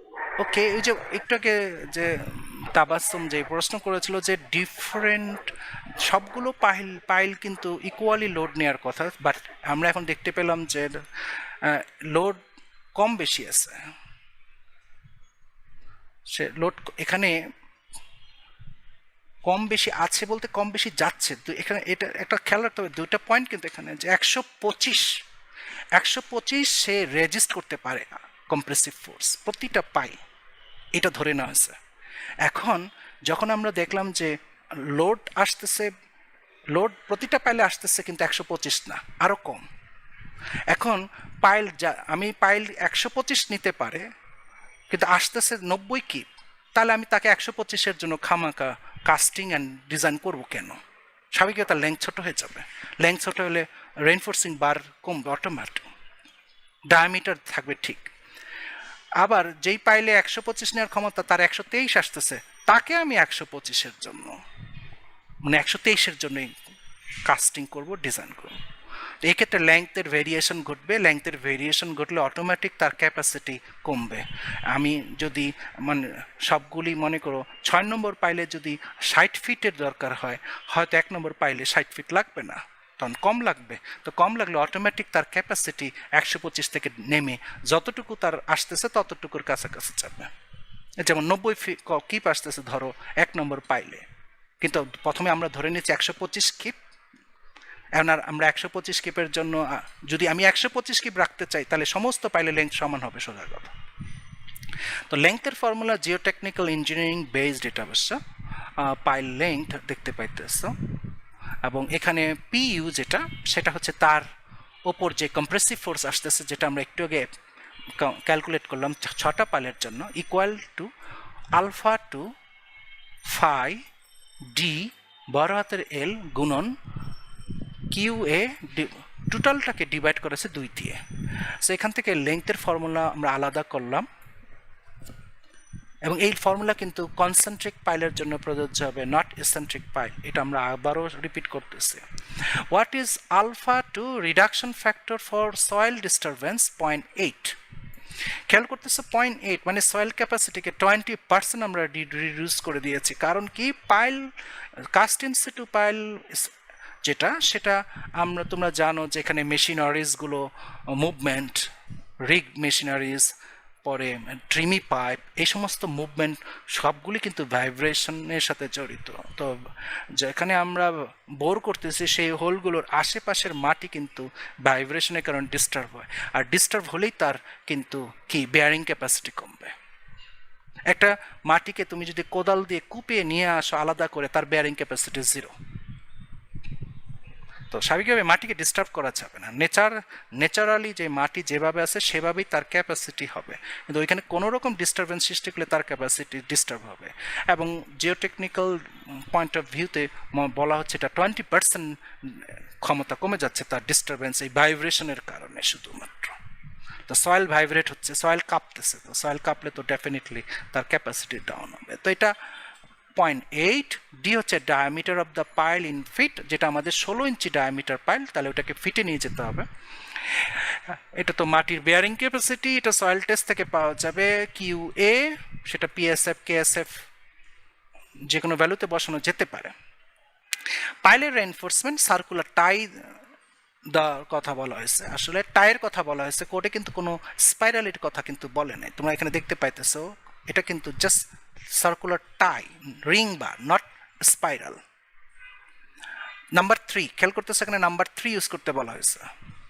এবং স্পেসিং ফর্মুলায় দুইটা ফর্মুলা দিয়েছে, একটা হলো কনস্ট্যান্ট ভ্যালু 12 ইঞ্চ, আর একটা হচ্ছে পাইল ডায়া। এই দুইটার মধ্যে যেটা ছোট। স্পেসিং ফর্মুলা কিন্তু রিং, এই যেটা সার্কুলার যে রিং, 3 নম্বর যে সার্কুলার রিং সেটা বলা হয়েছে এখানে। এখানে 4-5 দিয়ে লাভ নাই, রিং মোটা করে খুব একটা লাভ হয় না, সয়েল খাঁচাটা ডিস্টার্ব হবে। সেক্ষেত্রে ওই যে আমরা খাঁচাকে তার আকার আকৃতি ঠিক রাখার জন্য যে প্রিকশনস বা যে মেজার্সের কথা বলেছে এবং ছবি দেখাইছে আগের ক্লাসগুলোতেও, সেটা মেনটেন করলে আর কোনো ঝামেলা হবে না। নাও খেয়াল করে দেখো কোডের কথা, circular tie not spiral, but অনেকে তারপর স্পাইরাল ইউজ করে।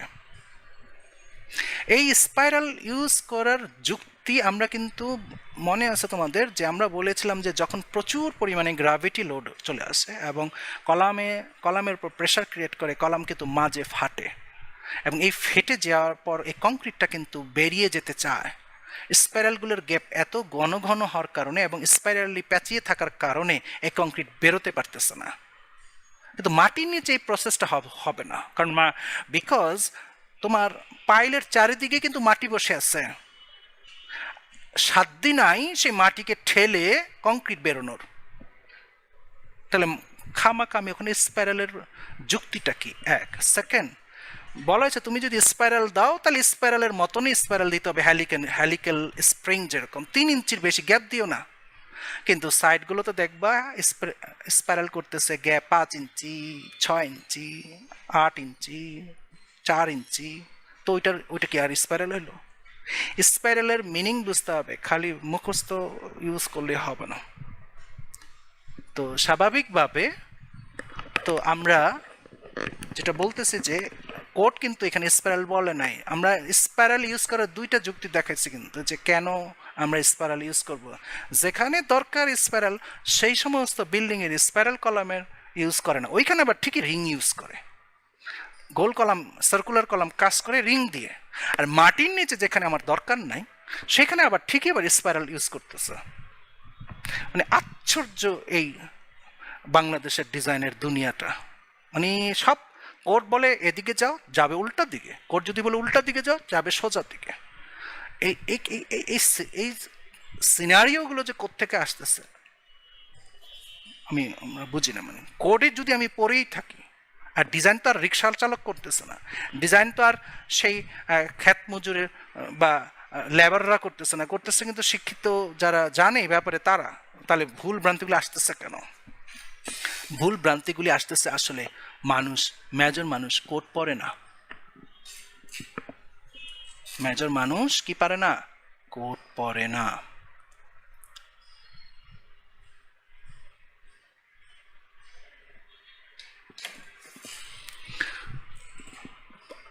আবার অনেকে কোড পড়লেও কোড বুঝে না। তো সেক্ষেত্রে আমরা পাইলের রেইনফোর্সমেন্ট কিন্তু দেখাই দিলাম। পাইলের রেইনফোর্সমেন্ট এছাড়া মিনিমাম 6টা লাগবে 16 মিলি। ভার্টিক্যাল রেইনফোর্সমেন্টের মধ্যে কি হবে? 6টা লাগবে 16 মিলি, আর টাই হবে সার্কুলার টাই। এখন আমরা যাচ্ছি দিকে।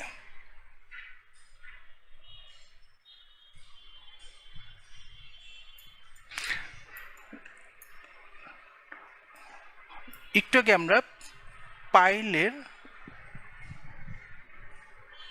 ক্যাপাসিটি যখন ভেরিফাই করে ফেললাম, এখন আমাদের তৃতীয় ধাপ হচ্ছে পাইলের লেন্থ বের করা।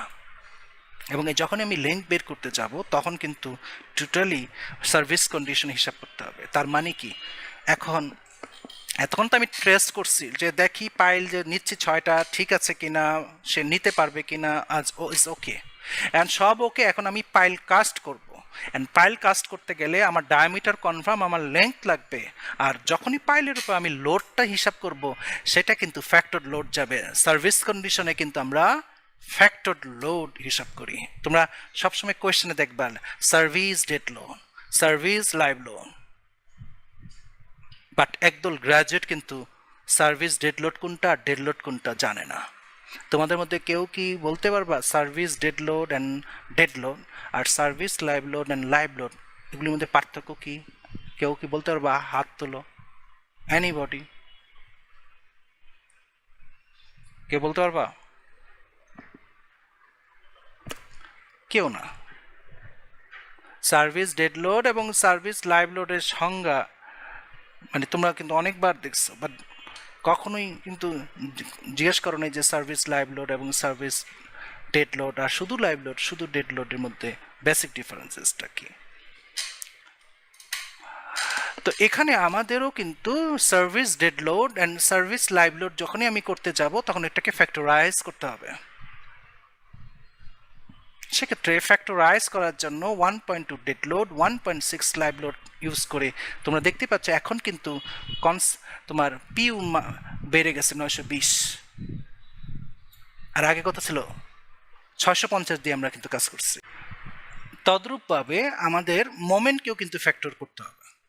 কেন মোমেন্টকে ফ্যাক্টর? মোমেন্ট তো আর লোড না, আমরা বলেছি সবসময় লোডকে ফ্যাক্টর করতে হয়, ডেড অ্যান্ড লাইভকে এবং উইন্ড এবং আর্থকোয়েককেও, কারণ উইন্ড এবং আর্থকোয়েক কিন্তু লাইভ লোড, তো ওদেরকেও করতে হয়। মোমেন্টকে কেন?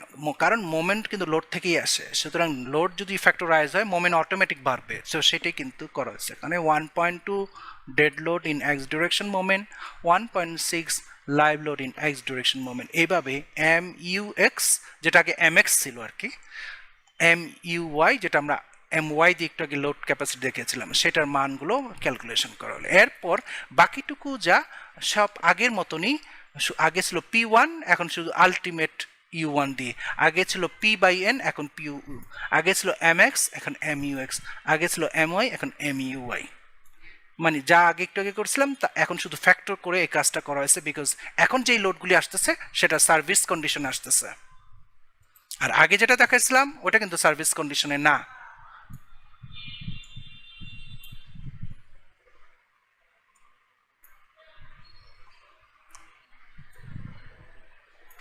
সো এখানে করে 174.5 কিপ সার্ভিস কন্ডিশন আসবে। এর অর্থ 174 কিপের জন্য তাকে প্রস্তুত করতে হবে আসলে আমাকে, এবং এই প্রস্তুত করার জন্য লেংথ বাড়াতে হবে। আমি আবার রিপিট করি, দেখো 125 কিপ আমরা বলেছিলাম কিন্তু allowable compressive strength of the each pile. সেই জন্য আমরা একটু আগে পাইল লোড ক্যাপাসিটিতে দেখলাম যে 6 নম্বর পাইলটা 123 পর্যন্ত তোমার অ্যালায়েবল লোডটা আসতেছে। যখন আমরা দেখলাম যে অ্যালায়েবল লোড নেওয়ার ক্ষমতা ঠিক, তখনই আমরা ডিজাইনে নেমে গেলাম। নামার পরে যখনই আমি ডিজাইন করব ডেফিনেটলি প্র্যাকটিক্যাল সেন্স এটা সার্ভিসে যাবে, তখন সার্ভিসে যখন যায় তখন সমস্তগুলিকে আমরা কিন্তু বাড়ায় হিসাব করি, আমরা বাড়ায় হিসাব করি। 2 টাকা লাগলে হিসাব করি 4 টাকার হিসাব, যে বাস্তবে লাগবে খরচ হবে 2 টাকা কিন্তু আমরা হিসাব করতেছি 4 টাকা লাগবে। এতে কেন? আমরা সেফ সেটে থাকবো। তো 123 কিপ যেই নেওয়ার ক্ষমতা আছে তাকে আমরা বানাচ্ছি 174 কিপ নেওয়ার জন্য, মানে ফ্যাক্টর অফ সেফটি সোজা কথা। আশা করি বুঝতে পারছো যে P1 থেকে PU6 লোড চেঞ্জেস। এখন এই হিসাব করে লেংথ দিব, কিন্তু আমরা যদি এটা না করে 123, এই যে 6 নম্বর কিন্তু আমাদের আগে দেখছিলাম যে 123 নিতে পারে, 123 দিয়ে কিন্তু আমরা লেংথ বের করতাম। এই লেংথ কিন্তু তখন ছোট হইতো, কোনো এক কারণে লোড যদি হালকা বাড়তো তখন পুরো পাইল কি ফেটে যাবে। তার মানে 123 কিপ আসলেও আমরা তাকে প্রস্তুত করতেছি 174 কিপের ফ্যাক্টর অফ সেফটি। তো ওই হিসাবে আমরা দিচ্ছি এখানে ফর্মুলাগুলির মধ্যে ফর্মুলাটা লিখলাম, এই যে ফর্মুলাটা লিখলাম, পিউ জানি, পিউ হচ্ছে আমি এখানে কিন্তু একটা পাইলের লেন্থ বের করছি, বাট তোমাদের কিন্তু প্রতিটা পাইলের লেন্থ আলাদা আলাদা একই ফর্মুলা দ্বারা বের হবে, শুধু এখানে এইটা চেঞ্জ হতে থাকবে। তখন আমি 6 নম্বরে দেখো লিখতেই পাচ্ছি আমরা 6 নম্বর পাইলের লেন্থটা বের করতেছি। বসাও পাই, এই যে দেখো ডায়ামিটারকে আমরা ফিটে নিলাম, এল তো আননোন, আর 2 দেওয়া আছে যে অ্যালাউয়েবল বেয়ারিং ক্যাপাসিটি 2 KSF এবং ডিভাইডেড বাই ফর্মুলার 2, এখানে 52 ফিট আসতেছে। এখানে 52 ফিট নিছি, কিন্তু 52.7 হলে আমরা কিন্তু 53 ফিট নিতাম।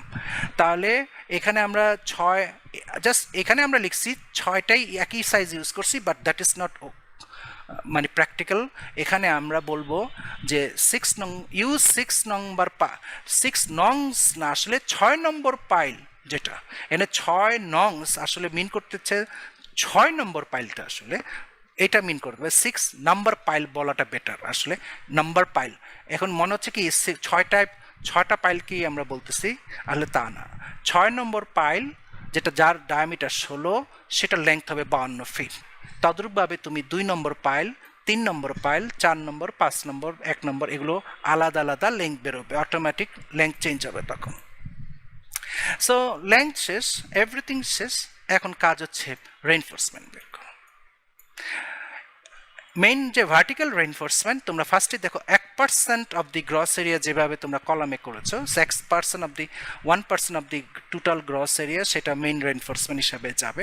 তো গ্রস এরিয়া বের করতেছি AG π/4 d স্কোয়ার 201, তার 1% হচ্ছে 2.01।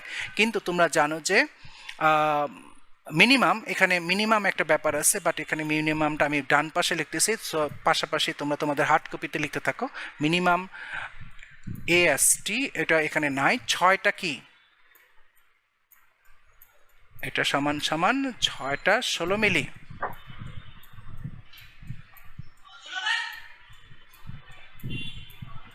এবং 16 মিলি 1.36।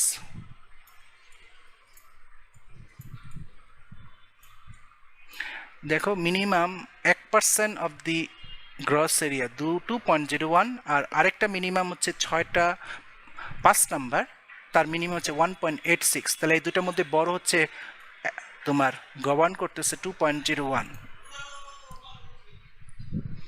2.01 গভর্ন করতেছে। সুতরাং আমরা 2.01 কে নিতেছি সালে। আমি হিসাব করে দেখলাম আমার 7টা 5 নম্বর দিলেই হয়। তুমি নাম্বার 5 রেখে সংখ্যা বাড়ানোর চেষ্টা করবা, ছোট দিয়ে বাড়ানোর করতে হবে। তাই আমি 5 নম্বরই রাখলাম, আমার 2.17। তাই 3 নম্বরটায় প্রথম ফর্মুলা স্পেসিং এর 12 ইঞ্চি, দ্বিতীয় ফর্মুলা হচ্ছে ডায়া, এর ভিতরে ছোট কোনটা, তো গভর্ন করতেছে 12 ইঞ্চি। তাহলে use 3 number circular tie at the rate of 12 inch. এই পর্যন্ত শুধু পাইল ডিজাইন শেষ হলো। স্যার আমরা হচ্ছে পাইল ডিজাইনের শুরুতে যখন স্পেসিংটা নিলাম, পাইলের স্পেসিং, স্যার আমরা যখন পাইলের স্পেসিং করেছিলাম তখন এখানে তো আমরা 3 নিছি, আর হচ্ছে 3 ইনটু পাইল ডায়া, কিন্তু এখানে হচ্ছে আমরা যখন মানে উপরে আমাদের যে ইনফরমেশন দেওয়া আছে, এখান থেকে আমরা কিভাবে বুঝবো যে সয়েলটা কি টাইপ?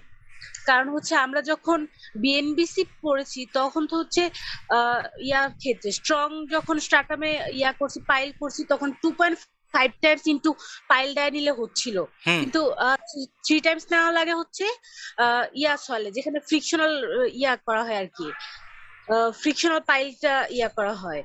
তো মানে সয়েলের তো চেঞ্জ হবে, এটা আমরা কিভাবে বুঝবো? Just a minute. Okay, Tabassum, তোমার প্রশ্ন আমি পাইছি যে আমরা শুরুর দিকে আমরা কিন্তু ওখানে বলেছিলাম যে এন্ড বিয়ারিং যদি হয় সেটার মিনিমাম ডিসটেন্স 2.5 ফিট অথবা 2.5 গুণ। কিন্তু আমরা যেহেতু বলেছিলাম এটা এন্ড বিয়ারিং তাই বাট এখানে করা হয়েছিল ফ্রিকশন পাইল দিয়ে, তাই ওরা 3 গুণ নিয়েছে। বাট আমরা বলেছি এটা অ্যান্ড বিয়ারিং দিয়ে করতেছি, সুতরাং ওখানে অ্যান্ড বিয়ারিং বা এটাতে কোনো চেঞ্জ হবে না। তো আমরা কিভাবে বুঝবো কোন ধরনের সয়েল, সেটা তো সয়েল টেস্ট বলবে। তো সয়েল টেস্ট থেকে ডিরেকশন থাকবে। এখানে যদি কিছু বলা না থাকে, এক্সাম্পল দেখে কিভাবে বুঝবো? না এখানে যদি কিছু বলা না থাকে তাহলে সচরাচর ম্যাক্সিমাম পাইলই কিন্তু অ্যান্ড বিয়ারিং বাংলাদেশের। আচ্ছা মানে ফ্রিকশন পাইল তো মাটি এত ভালো কন্ডিশনে নাই যে আমরা ফ্রিকশন পাইল ইউজ করতে পারি। তো সেই জন্য এটাকে আমি অ্যানবিয়ারিং বললাম। সেই জন্য আমরা বললাম যে ফার্স্টে 3 ফিট করা ছিল। 2.5 হইতো না, 2.5 ইনটু পাইল হ্যাঁ ওটা তো আমি করছি কারেকশন অলরেডি। স্টেপ 1 এ তো আমরা ক্রস করে আসছি। লোডিং হচ্ছিল, তাহলে এটা আমার প্রবলেম স্যার, সরি স্যার। অসুবিধা নেই। পাইল আমরা ডিজাইন শেষ করলাম এবং ডিজাইন করতে গিয়ে তোমরা দেখলে যে কোথায় কোথায় সমস্যা হতে পারে, সেগুলো আশা করি ক্লিয়ার হয়েছে। আমরা পাইল ক্যাপ ডিজাইনে যাব এখন। পাইল ক্যাপ ডিজাইন বলতে কি বোঝাচ্ছে? যে পাইল ক্যাপ ডিজাইন বলতে ফার্স্টেই পাইলটার শেপ, সাইজ মানে তার থিকনেস, শেপ বের করা, যে রেক্টেঙ্গুলার হবে না স্কোয়ার হবে না অন্য কোনো শেপে যাবে। সাইজ মানে তার থিকনেস কত হবে। থার্ড হলো তার রেইনফোর্সমেন্ট। তো আমরা ফার্স্টে পাইল ক্যাপের শেপ সাইজ বের করার চেষ্টা করতেছি এবং আমরা এখানে কোডের থিম ফলো করব যে কোড কি বলছে পাইল ক্যাপের ক্ষেত্রে। সেটা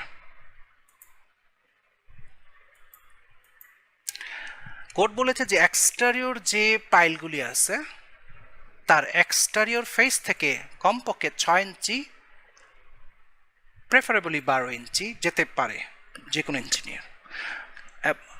এবং সেক্ষেত্রে আমরা যদি এখান থেকে কিন্তু এই ডিস্টেন্সটুকু ইজিলি হিসাব করে বের করা যাবে, কারণ আমরা পাইলের ডায়ামিটার জানি এবং সেন্টার টু সেন্টার ডিস্টেন্স জানি। 9 ফিট 4 ইঞ্চি। তাহলে সেন্টার টু সেন্টার 4 ফিট হলো 8 ফিট।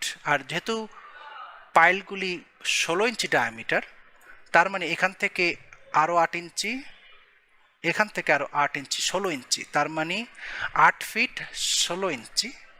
16 ইঞ্চি মানে কি 1 ফিট 4 ইঞ্চি। তার মানে 8 ফিট আর 1 ফিট 4, 9 ফিট 4। আর অতিরিক্ত এখন ইঞ্জিনিয়ার কি 6 ইঞ্চি যদি যায় তাহলে 2 উবে পেছে 6 করে 12 ইঞ্চি, 1 ফিট যোগ হবে। মানে 9 ফিট 4 ইঞ্চি আর 1 ফিট 10 ফিট 4 ইঞ্চি আর কথা। কিন্তু আমরা এখানে 12 ইঞ্চি এক্সটেনশন নিয়েছি, প্রেফারেবলি 12 ইঞ্চ। সো 12 ইঞ্চি মানে 2 ফিট বাড়লো। তার মানে 10 ফিট 4 ইঞ্চির সাথে আরও 1 ফিট অতিরিক্ত, তাহলে মানে 11 ফিট 4 ইঞ্চি।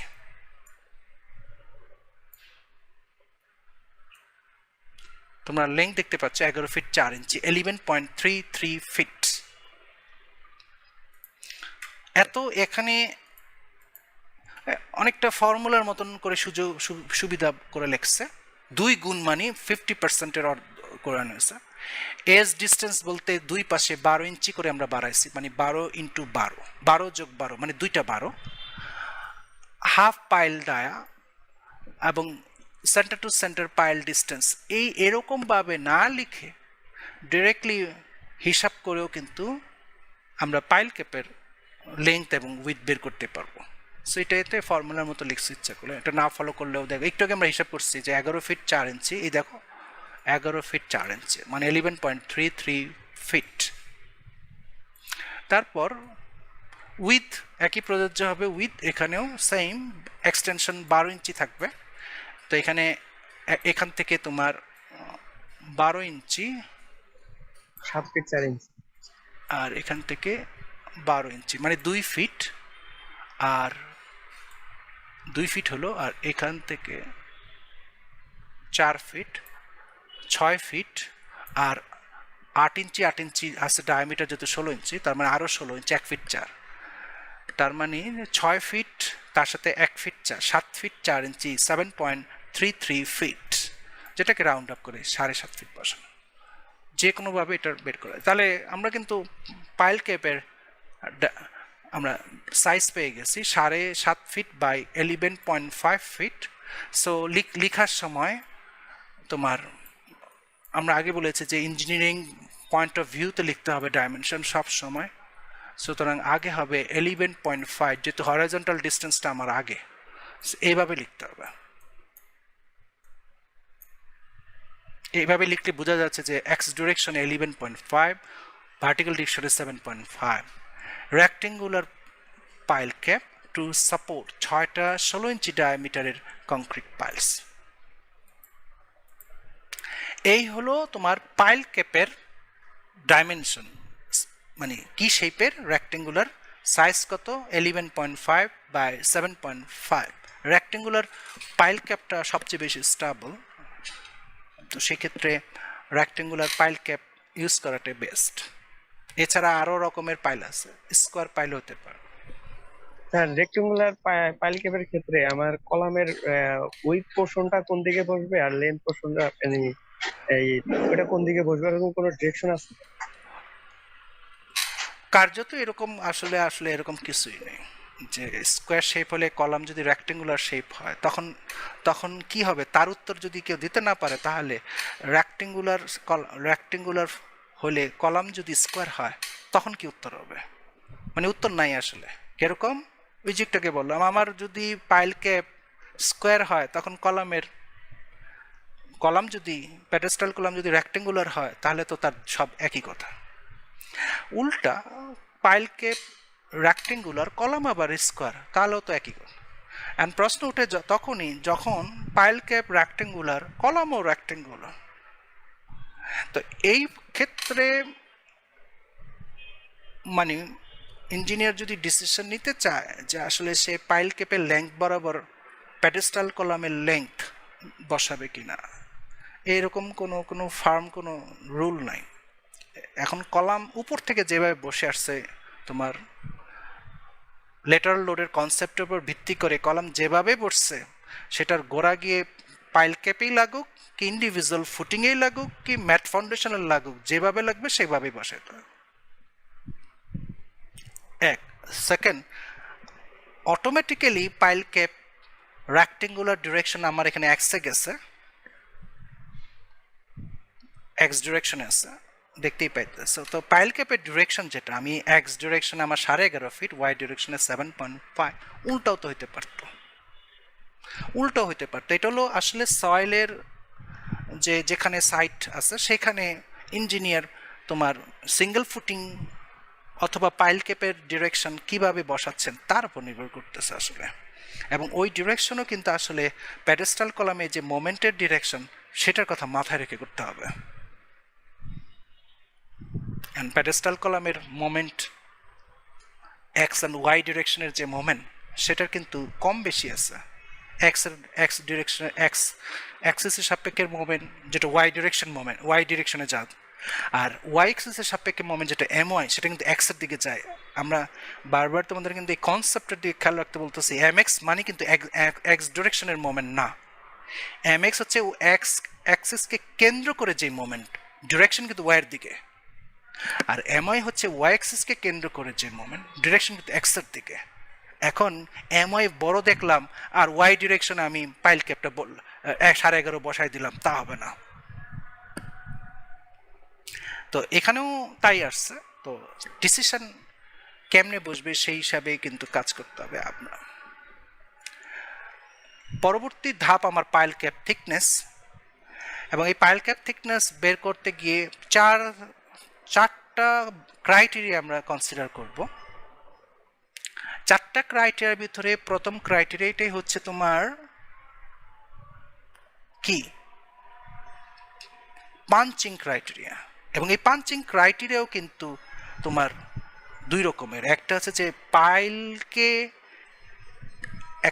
পাইল ক্যাপকে পাঞ্চ করবে প্যাডেস্টাল কলাম, এটা একটা। আরেকটা পাঞ্চিং আসতেছে পাইল ক্যাপকে পাঞ্চ করতেছে তোমার পাইল। দুই পাঞ্চিংকে আটকাইতে হবে পাইল ক্যাপকে। সুতরাং পাইল ক্যাপের এমন এক থিকনেস দিতে হবে যে কলাম পাঞ্চ করতে পারবে না এবং পাইলও পাঞ্চ করতে পারবে না। এছাড়া অতিরিক্ত আরেকটা ক্রাইটেরিয়া আছে, সেটা হচ্ছে যে তোমার পাইল ক্যাপ যদি রেক্টেঙ্গুলার ফরম্যাটে চলে যায়, পাইল ক্যাপ যদি রেক্টেঙ্গুলার হয় তাহলে আরেকটা চেক ম্যান্ডেটরি হয়ে পড়ে, সেটা হচ্ছে ওইটাও কিন্তু পাঞ্চিং শেয়ার না, ওইটা হচ্ছে বিম শেয়ার ফেইলিউর বলা হয়, one way share failure. Punching হচ্ছে টু ওয়ে শেয়ার ফেইলিউর আর কি। সো দুই রকম শেয়ার ফেইলিউর হবে। তোমরা আগে শেয়ার ফেইলিউর সম্পর্কে কোনো নলেজ যদি থাকে, যদি নাও থাকে কোনো সমস্যা নাই। সো দুই রকম শেয়ার ফেইলিউর আছে, একটা হলো পাঞ্চিং শেয়ার ফেইলিউর। এক্ষেত্রে কিন্তু কলাম পাঞ্চ করুক কি পাইল পাঞ্চ করুক, যেই করুক, সে কিন্তু কলামের কয়টা ফেস, আমরা টু এ শেয়ার ফেইলিউর বলতেছি, কলামে কিন্তু 4টা ফেস, তাহলে তো ফোর ওয়ে শেয়ার ফেইলিউর বলতাম, কিন্তু টু এ বলা হয় আসলে 2টা দৈর্ঘ্য 2টা প্রস্থ। এই জন্য এবং পুরা কলামকেই যখন পুরো কলাম এফোর হফোর হবে তখনই বলা হবে কলাম দ্বারা পাঞ্চ হয়েছে। এবং এফোর ওফোর যদি হতে চায় তাহলে কলামকে কিন্তু পুরাটা এন্টার করতে হবে, এর অর্থ তার 2টা দৈর্ঘ্য এবং 2টা যে প্রস্তর যে ফেসগুলি আছে সবই কিন্তু কি এন্টার করতে হচ্ছে তোমার পাইল ক্যাপে। এই জন্য তার 4ই ফেসেই শেয়ার হচ্ছে। ছোট করে যদি আনি 2টা দৈর্ঘ্য ফেস এবং 2টা প্রস্থ ফেসে শেয়ার হচ্ছে। এবং আমি যদি এখানে, তুমি যদি বলো স্যার ঠিক আছে এখানে না হয় বলেন আপনি 2টা দৈর্ঘ্য 2টা প্রস্থ, কারণ সেটা রেক্টেঙ্গুলার কলাম, সেই জন্য আপনি বলেন এটা টু এ শেয়ার ফেইলিউর বা পাঞ্চিং শেয়ার। কিন্তু আমি যদি স্কোয়ারটা নেই, তার তো 4টা ফেসই সেম, তখন কি আমরা এটাকে ওয়ান ওয়ে বলবো কিনা? না, ওইটাতেও 2টা দৈর্ঘ্য আছে 2টা প্রস্থ আছে, কিন্তু এখানে 2টা দৈর্ঘ্য 2টা প্রস্থ সমান, তার মানে ওটাও টু এ শেয়ার ফেইলিউর বা পাঞ্চিং শেয়ার ফেইলিউর। আরেকটা হচ্ছে ওয়ান ওয়ে, এক সাইডে হয়, এক সাইডে হয়, যে কোনো এক সাইডে, স্পেশালি এটা রেক্টেঙ্গুলার শেপ হলে হয়। তো আমরা এই ধরনের শেয়ার আটকাতে গেলে একটাই উপায়, তার থিকনেস বাড়ায় দাও। এর অর্থ আমি যে থিকনেসটা দিচ্ছি সেই থিকনেসটা দিয়ে যদি সব ফেইলিউর আটকে যায় তাহলে তো হলো। অথবা এখানে কিন্তু তোমার 4 রকম শেয়ারের চেক হবে, 2টা হচ্ছে পাঞ্চিং শেয়ার, 2টা হচ্ছে ওয়ান ওয়ে শেয়ার। ক্লিয়ার? তো এক্ষেত্রে আমার সব শেয়ার চেক করতে গিয়ে আমি দেখব যে থিকনেস কোনটার বেশি। মনে করো column, pedestal column pile ক্যাপকে punch করতে পারবে না যদি পাইল ক্যাপের থিকনেস 25 ইঞ্চি হয়, একটা পাইলাম আমরা। তারপর আমরা দেখলাম যে পাইল পাঞ্চ করতে পারবে না পাইল ক্যাপকে যদি তার থিকনেস 30 ইঞ্চি হয়। তারপর আমি দেখলাম যে ওয়ান ওয়ে শেয়ার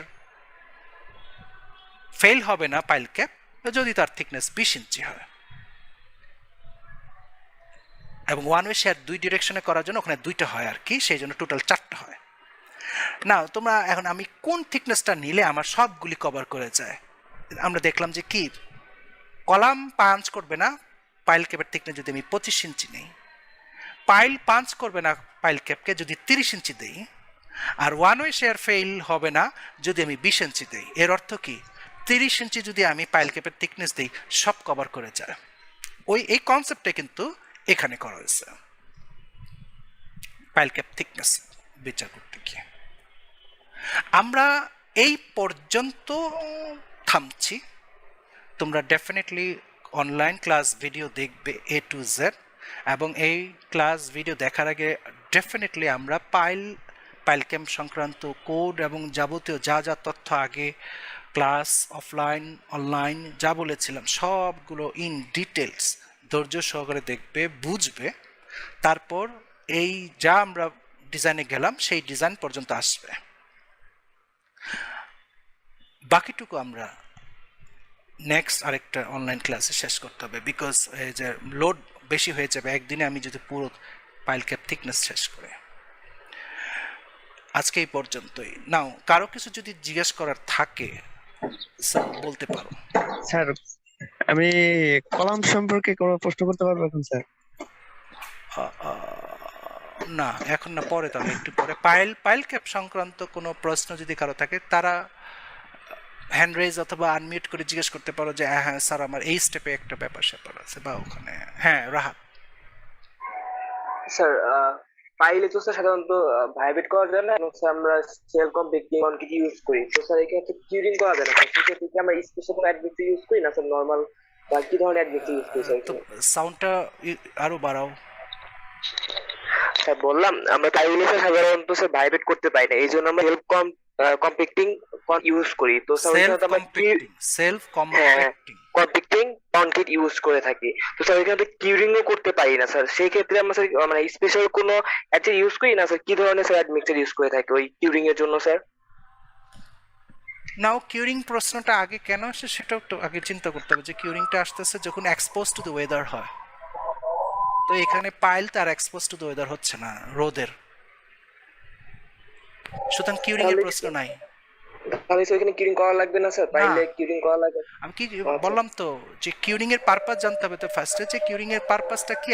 যদি কোনো member expose to the weather হয়, স্পেশালি সান, সূর্য, not not not air or rain, যদি বর্ষাকাল, সারা জীবন বর্ষাকাল থাকে কোনো দেশে, তাহলে ওই দেশে কোনো কিউরিং প্রয়োজন নাই।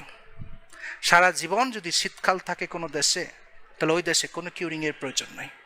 অথবা সারা জীবন যদি সূর্য উঠে না উঠে, যেমন পৃথিবীর কয়েকটা দেশ আছে যেখানে সূর্য সারা জীবন একবার উঠে না, 2-1 ঘন্টার জন্য হালকা দেখা যায় আর দেখা যায় না, ওই সমস্ত দেশে কিউরিং এর প্রশ্ন নাই। অথবা টেম্পারেচার যেখানে কোনোদিনই 27-এর উপরে উঠে না, সেখানে কিউরিং এর প্রশ্ন নাই। তো মাটির নিচে তো এগুলো বোঝাই যাচ্ছে না। আর মাটির নিচে যে আমরা ময়েশ্চার বা লবণ এই জাতীয় যা বলেছি, তার জন্য তো আর কভারিং তো বাড়িয়ে দেওয়া হয় 3 ইঞ্চি করে সব কিছুরই। আর ভাইব্রেশন যেহেতু করার সম্ভব না, এটা তো কোনোদিনই হবে না। সেলফ কম্প্যাক্টিং সিমেন্ট আসলে, not concrete. সিমেন্টটা self compacting use করার কারণে তখন আমরা কংক্রিটকে বলি সেলফ কম্প্যাক্টিং কংক্রিট ইউজ হয়। বাট আমরা আগে বলেছি যে সেলফ কম্প্যাক্টিং সিমেন্ট খুবই এক্সপেন্সিভ, এবং এটা নট অর্ডিনারি নর্মাল পোর্টল্যান্ড বা কম্পোজিট সিমেন্ট। এটা কিন্তু অর্ডার দিতে হবে, অ্যাভেলেবেল না, ডেফিনেটলি এক্সপেন্সিভ হবে। বাট ম্যাক্সিমাম কনস্ট্রাকশন সাইটগুলোতে কিন্তু সেলফ কম্প্যাক্টিং সিমেন্ট ইউজ হয় না। তো এখন প্রশ্ন হলো যে কিভাবে তাহলে সেই সমস্ত পাইল কনস্ট্রাকশন হচ্ছে। তো সেই জন্য তো তোমার পাইল লোড টেস্ট করাটা ম্যান্ডেটরি কনস্ট্রাকশনের 1.5-2 মাস পর। কিন্তু পাইল লোড টেস্ট অনেক সময় আমরা যেই ডিজাইনে এবং কাস্টিংয়ের সময় যেই লোডের কথা বলা হয়েছিল, নেয়ার ক্ষমতার কথা বলা হয়েছিল, পাইল লোড টেস্টে দেখা যাচ্ছে কয়েকটা পাইল হয়তো নিতে পারতেছে না। তখন এর একটা মানে মুখস্থ উত্তর মেরে দেয় অনেকে, যে হয়তো পাইলটা মাঝে ফেটে গেছে, পাইলটার মাঝে কোনো সমস্যা হয়েছে, সামথিং। একবারও একটা কারণও বললো না যে সেলফ কম্প্যাক্টিং সিমেন্ট ইউজ করে নাই। সুতরাং পাইলের কম্প্যাকশন প্রবলেম রয়েই গেছে। এখন কম্প্যাকশন প্রবলেম মানে কি, আমরা তো বলি নাই যে সমস্ত পাথর নিচে যাবে আর উপরে সিমেন্টস অ্যান্ড মর্টার থাকবে, তা না, মিক্সিং অবস্থায় থাকতে হবে, মিক্সিং অবস্থায় থাকতে হবে। এবং সেটা সেলফ কম্প্যাক্টিং সিমেন্ট যদি না পাওয়া যায়, তাহলে অ্যাডমিক্সচার ইউজ করতে হবে।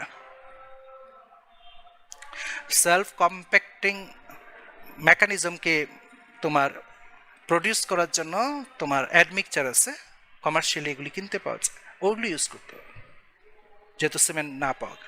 এখন আমি অ্যাডমিক্সচার ইউজ করে পাইল কাস্ট করা যায়, তো সেটা করতে হবে, নাহলে তো আর হবে না, কিছুই করবে না, তারপর নর্মালভাবে কাস্ট করে, তখন তোমার সেগ্রিগেশনের মতন হয়ে যায়, ব্লিডিং তো হয়। তো এগুলির জন্য পাইল ক্যাপাসিটির ক্ষমতা কমে। পাইল ঠিক আছে, কিন্তু ক্ষমতা কমে গেছে। সয়েল টেস্টে পাইল লোড টেস্টে আমরা যখন রিকোয়ার্ড ক্ষমতাটা না পাই, তখন এই সমস্ত উদাহরণ বা এক্সপ্লেনেশন না দিয়ে মুখস্থ মার্কা এক্সপ্লেনেশন দেয়, হয়তো পাইল ফেটে গেছে, কি আর করা, ফেটে গেলে আর কি আর করা, উঠে তো আর পাইল বানানো যাবে না আরেকটা, তখন এর মধ্যে কম্প্রোমাইজিং চলে আর কি, কোয়ালিটির সাথে রিকোয়ারমেন্টের সাথে কম্প্রোমাইজ চলে। এই যে পাইল ফাটলো, ডেভেলপার জানে, পাইল যারা বানাইছে তারা জানে, কিন্তু ওনার জানে না বা ওনারকে জানানো হয় না, এবং এর ভিতরে একটা আন্ডারস্ট্যান্ডিং মেকানিজম চলে। তো এগুলো আছে। তো তো স্বাভাবিকভাবে সব জায়গায় যেখানে যেখানে কোয়ালিটির প্রশ্ন, সেখানে সেখানে কোয়ালিটি মেনটেন করতে গিয়ে যে যদি হার্ড লাইনে থাকা যায় তাহলে তো হলোই, কিন্তু সবাই কিন্তু হার্ড লাইনে থাকতে পারে না, তার পার্সোনালিটির কারণে অথবা তার রিকোয়ারমেন্টের কারণে থাকতে পারে না, বা সেই সাহস নাই ফাইট করার, সেটা থাকতে পারে। তো এইভাবে কম্প্রোমাইজিং চলার কারণে কনস্ট্রাকশনে বিভিন্ন জায়গায় বিভিন্ন সমস্যাতি হয়। মানুষ জানে না, ক্লায়েন্ট জানে না, ওনার জানে না পাইলে সমস্যা আছে, রিয়েলি পাইল ফাটতেও পারে, রিয়েলি পাইল বেঁকে যেতে পারে, অথবা ব্লিডিং সেগ্রিগেশনে তার কোয়ালিটি খারাপ হওয়ার কারণে পাইল লোড টেস্ট কভার করে নাই, এটা হয়তো ক্লায়েন্ট জানে না, ওনার হয়তো জানে না, বা যারা বানাইছিল ডেভেলপারই তো ওনার, ডেভেলপার নিজেই ওনার মনে করো, নিজেই নিজেরটা বানাইতেছে কিন্তু নিজের জন্য না। মানুষ যখন বিল্ডিং কিনলো, ফ্ল্যাট কিনলো, সে তার পুরানো ইতিহাস জানে না, দেখছে যে সুন্দর রংচটা বিল্ডিং দাঁড়ায় আছে 20 তলা, ফাইন, দেখতে খুবই সুন্দর, ঝকমক ঝকমক করতেছে, কিন্তু সে তো আর পিছনে হিস্টোরি জানে না যে মানে কি পাইলের পরে বিল্ডিং দাঁড়ায় আছে। এই হলো ম্যাটার। তো আমরা আরেকটা ক্লাস নিব, 9।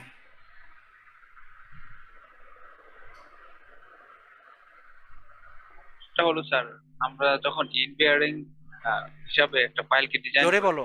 সেই ক্ষেত্রে স্যার লেয়ারটা কি আহ, স্যার আমরা যখন ইন বিয়ারিং হিসাবে আমরা একটা ফাইলকে ডিজাইন করি, তো সেক্ষেত্রে কি স্যার ফাইলের লেন্থটা কি একই রকম হবে নাকি স্যার ভিন্ন ভিন্ন আছে? ভিন্ন ভিন্ন এক এক পাইলের এক এক লেন্থ হবে।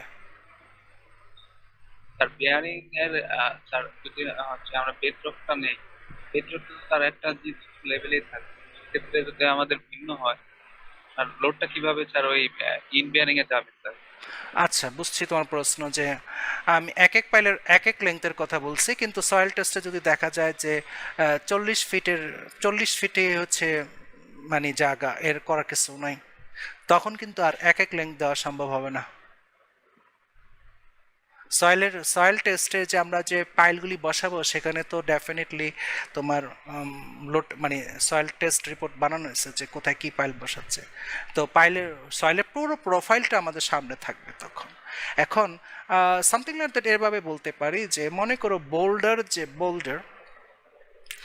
বোল্ডারের যা রক লেয়ার বা হার্ড লেয়ার, ওইটার ডেপথ কিন্তু আনলিমিটেড, ওইটার ডেপথ আমার আনলিমিটেড, ঠিক আছে? তো এখন আমার আমার আমার যে হার্ড লেয়ার, সেটা মনে করো 40 ফিট নিচে, কিন্তু লোড নেওয়ার জন্য তার দরকার আমার 50 ফিটের লেন্থ। আমি লোড নেওয়ার জন্য পাইলের লেন্থ আমার লাগবে 50 ফিট হিসাব করে বাইর করছি, কিন্তু হার্ড লেয়ার কিন্তু 40 ফিট নিচে। তো পরিষ্কার বুঝতেই পারতেছো যে মানে লেয়ার ভেদ করবে, তোমার কথা বুঝতেছো কিনা, লেয়ার ভেদ করবে কিন্তু পাইলের লেন্থ। এবং এই যে লেয়ার 40 ফিট, এটা কিন্তু একেবারে মানে একেবারে ইকুয়াল না, মাটির নিচে লেয়ার কিন্তু উঁচু নিচু থাকবে, একেবারে মানে থিওরিটিক্যাল ভাবে 40 ফিট এই আগাগোড়া সব জায়গায় তা না, এটাও যেখানে যে বোর্ডটা আসতেছে। এবং ওই যে বললাম আমার লেন্থ যেটা জাস্টিফাই করতেছে যে আমার 50-60 ফিটই দরকার, আমার হার্ড লেয়ার আমি 40 ফিট নিচে পাইছি, এর অর্থ কিন্তু 2 ফিটের পুরো হার্ড লেয়ার না, এটা আনলিমিটেড পর্যন্ত হার্ড লেয়ার। কিন্তু তার উপরে যে পানির লেয়ার এটা লিমিটেড, তার উপরে যে তোমার ক্লে লেয়ার ওইটাও কিন্তু লিমিটেড, তার উপরে যে বালির লেয়ার ওইটাও লিমিটেড, তার উপরে যে মাটির লেয়ার ওইটাও লিমিটেড, কিন্তু হার্ড লেয়ার কিন্তু unlimited up to centre of the earth. তারপরেও সেন্টারের কিছু অংশ আবার তুমি জানো যে ওখানে তাপমাত্রা হাই হওয়ার কারণে সেখানে আর যাওয়া। তো এই যে তুমি আমাকে প্রশ্ন করলে, যদি সয়েল টেস্ট রিপোর্টে 40 ফিট নিচে হার্ড লেয়ার পাওয়া যায়, তাহলে পাইলের লেন্থ ছোট বড় হবে কেমনে? তো পাইলের লেন্থ কিন্তু লেয়ারের ভিতরেই ছোট বড় হওয়ার সম্ভাবনা আছে, তখন লেয়ার ভেদ করে আমার বোরিং যাবে, লেয়ার ভেদ করে আমার 40 ফিটের ভিতরে ঢুকবে আরো 5 ফিট, যদি আমার 50 ফিটের লেন্থ দরকার। তো সেই ক্ষেত্রে উঁচু নিচু যদি পাইলের লেন্থ চলে আসে, ইঞ্জিনিয়ার দেখবে যে তার সয়েল প্রোফাইল ফিট করতেছে কিনা। যদি ফিট না করে, আমার অল্প দিলে চলে, এটা থিওরিটিক্যাল, আমার 30 ফিট দিলে চলে, কিন্তু হার্ড লেয়ার এটা 30 ফিট গিয়ে পানিতে থাকে, আমার তো সয়েল প্রোফাইল থাকবে আমার সামনে, soil test report, soil profile, everything থাকবে। তো ইঞ্জিনিয়ার কিন্তু খালি ডিজাইন করলে হবে না, তার সয়েল টেস্ট সম্পর্কেও জানতে হবে, সয়েল টেস্টের রিপোর্টটা। ওইখানে যদি দেখে যে আমার 30 ফিট হলেও চলে, কিন্তু 30 ফিটে কিন্তু হার্ড লেয়ারটা পায় নাই, তখন ইঞ্জিনিয়ার কিন্তু মিনিমাম যত দূর যেতে হবে তাকে লেন্থ বাড়াইতে হবে। এক্ষেত্রে ক্ষতি নাই, লস একটাই ইকোনমিক। তো এইভাবে পাইলের লেন্থ কিন্তু অ্যাডজাস্ট হবে, এটাও কিন্তু মনে রাখতে হবে ইঞ্জিনিয়ার। স্যার কলাম সম্পর্কে বলবো? আর যদি আর কারো কোনো কোশ্চেন আছে কিনা? আছে? পাইল ক্যাপ নিয়ে যদি আর কারো কোনো কোশ্চেন না থাকে, ওকে, কলাম ওই সম্পর্কে। হ্যাঁ কিউরিং এর ব্যাপারে স্যার একটু যদি কোশ্চেন করতাম স্যার। হ্যাঁ স্যার কাস্টিং, মানে ওই কিউরিং এর ব্যাপারে একটু স্যার কোশ্চেন ছিল আর কি। হ্যাঁ মানে কাস্ট ইনস্টিটিউটে স্যার তাপমাত্রা আসলো না, ঠিক আছে স্যার, ওইখানে আমি কিউরিং করলাম না, কিন্তু স্যার প্রিকাস্ট যদি হয় সে তাপমাত্রা একটা মেটার স্যার, সে কি স্যার একটু উল্লেখ করা আছে যদি প্রিকাস্ট হয় পাইমার? না, প্রিকাস্ট যেটা, সেটারও তো কিউরিং প্রশ্ন নেই। কিউরিং প্রশ্নটা তাহলে কিউরিংটা, যেহেতু তুমি কিউরিং নিয়ে মনে হচ্ছে আমার কনফিউশন তোমার বেশি, তাহলে মেবি কিউরিং ব্যাপারটা ক্লিয়ার না তোমার কাছে। তো আমি ফার্স্টে ক্লিয়ার করলাম যে কিউরিংটা লাগবে তোমার কাস্ট ইন সিটু কনস্ট্রাকশনের জন্য, আদারওয়াইজ না। এক second, cast in situ concrete হওয়ার সময় তোমার অ্যাম্বিয়েন্ট টেম্পারেচার মানে সারাউন্ডিং টেম্পারেচার 27-এর ভিতরে থাকলে আর কিউরিং লাগবে না। তা এক্ষেত্রে নিচে নামলে তো লাগবেই না। তো সেক্ষেত্রে বর্ষাকাল, আমি একটু আগে যে উদাহরণগুলো দিলাম, সে শুধুমাত্র অ্যাকসেপ্ট ট্রপিক্যাল কান্ট্রি আর মনে করো তোমার ডেজার্ট বা যেটাকে হট রেজিয়ন বলা, সাহারা মরুভূমি, বিভিন্ন জায়গায়, মধ্যপ্রাচ্য, ওই সমস্ত জায়গায় কিউরিং লাগবে কাস্ট ইন সিটু হলে।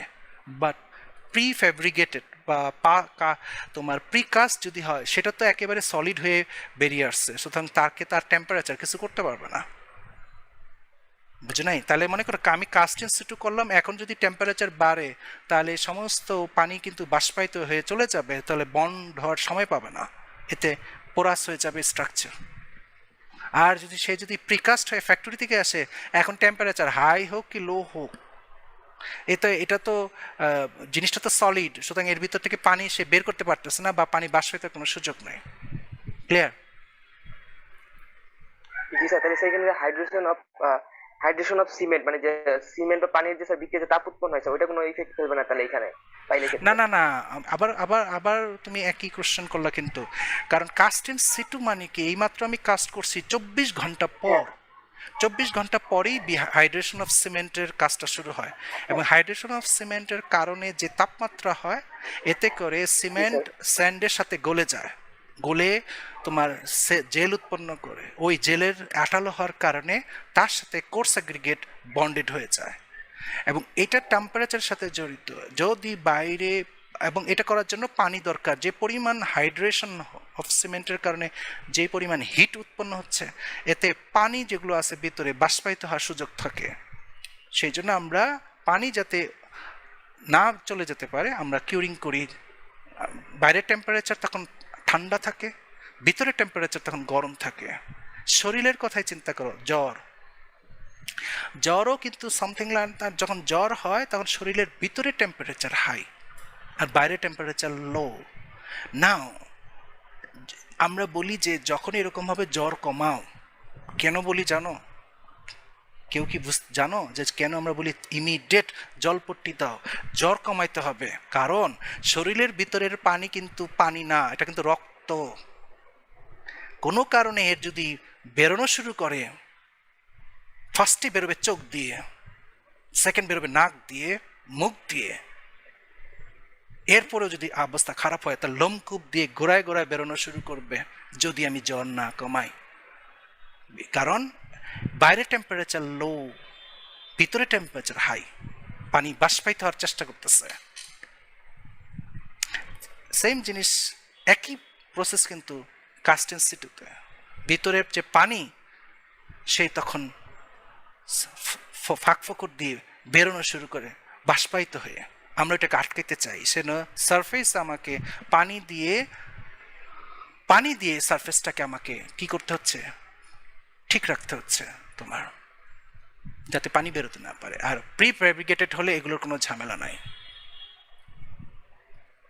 জি স্যার, ওকে। বুঝতে পারছি, একদম ক্লিয়ার স্যার। জি sir, thank you sir. Hmm. Now আর কারো কোনো কোশ্চেন থাকলে কলাম সম্পর্কে যদি যে জিজ্ঞেস করতে চাচ্ছিলে জামিল। জি স্যার। স্যার আমি বলতেছিলাম স্যার ওই যে স্যার আমি কি ক্যামেরাটা মানে অন করতে পারি স্যার? মানে তুমি কিছু শেয়ার করতে চাও এরকম কিছু? জি স্যার। ওকে।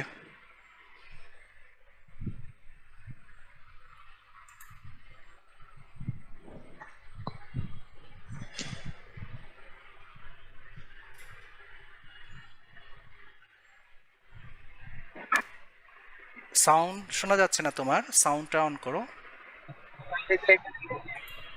যে সময় পাইল ক্যাপ করছে স্যার, পাইল ক্যাপ করার সময় কলামের মানে সুতা দিয়ে সেন্টার ঠিক করে দেওয়া। পরবর্তীতে হয়তো কাস্টিং করার সময় কলাম হাফ ইঞ্চি সরে জোরে গেছে। বলো, মাইক্রোফোনটা মুখের কাছে নিয়ে বলো। মানে পাইল ক্যাপ করার সময় হুম। কলাম সেন্টার দেওয়া হয়েছিল। পরবর্তীতে পাইল মানে কলাম এখন হয়েছে পাইল কাস্টিং হওয়ার পর, তারপর ম্যাট কাস্টিং হওয়ার পর পরবর্তীতে দেখা যাচ্ছে স্যার মানে এই যে একই সাথে যে সময় কলামের স্পিকার গুলো কথা হচ্ছে, এখন এক সাইডে 1 ইঞ্চি হয়ে গেছে, আরেক সাইডে 2 ইঞ্চি হয়ে গেছে। তো এখন এটার মানে সলিউশনটা কি করা যায় স্যার? এটা মানে এখন তো আরেক পাশে কাভারিং 1 ইঞ্চি হয়ে গেল, আরেক পাশে 2 ইঞ্চি হয়ে গেল। ওকে, এটা এটা হলো কেন? এটা কেমনে ভুলের কারণে হচ্ছে?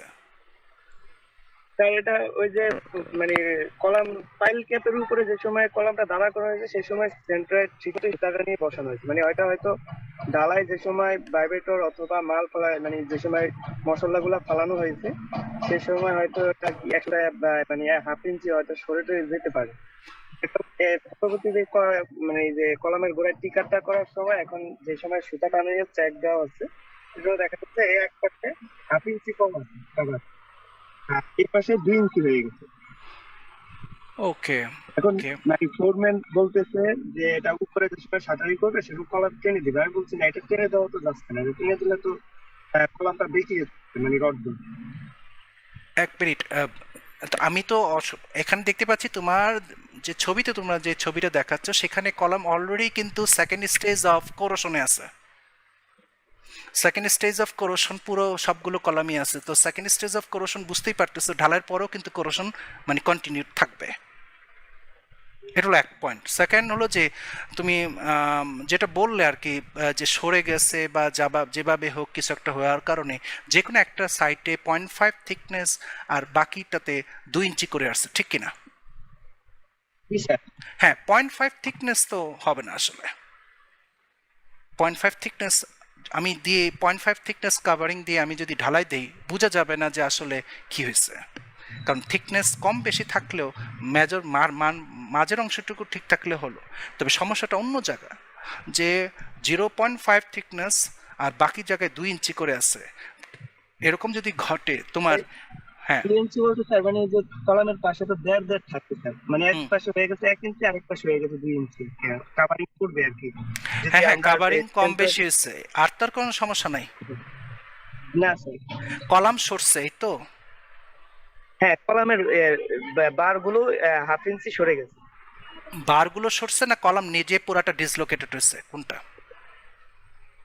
কলাম পুরাটাই সরছে স্যার। আচ্ছা, বার সরা এক জিনিস আর তোমার ডিসলোকেটেড হওয়া আরেক জিনিস। এখন বার সরে যাওয়া মানে কি নিজে ঠিকই ছিল পাইল ক্যাপের মাথায়, কিন্তু বারগুলো বাঁকা বেঁকে সরছে, ওটা অন্য জিনিস।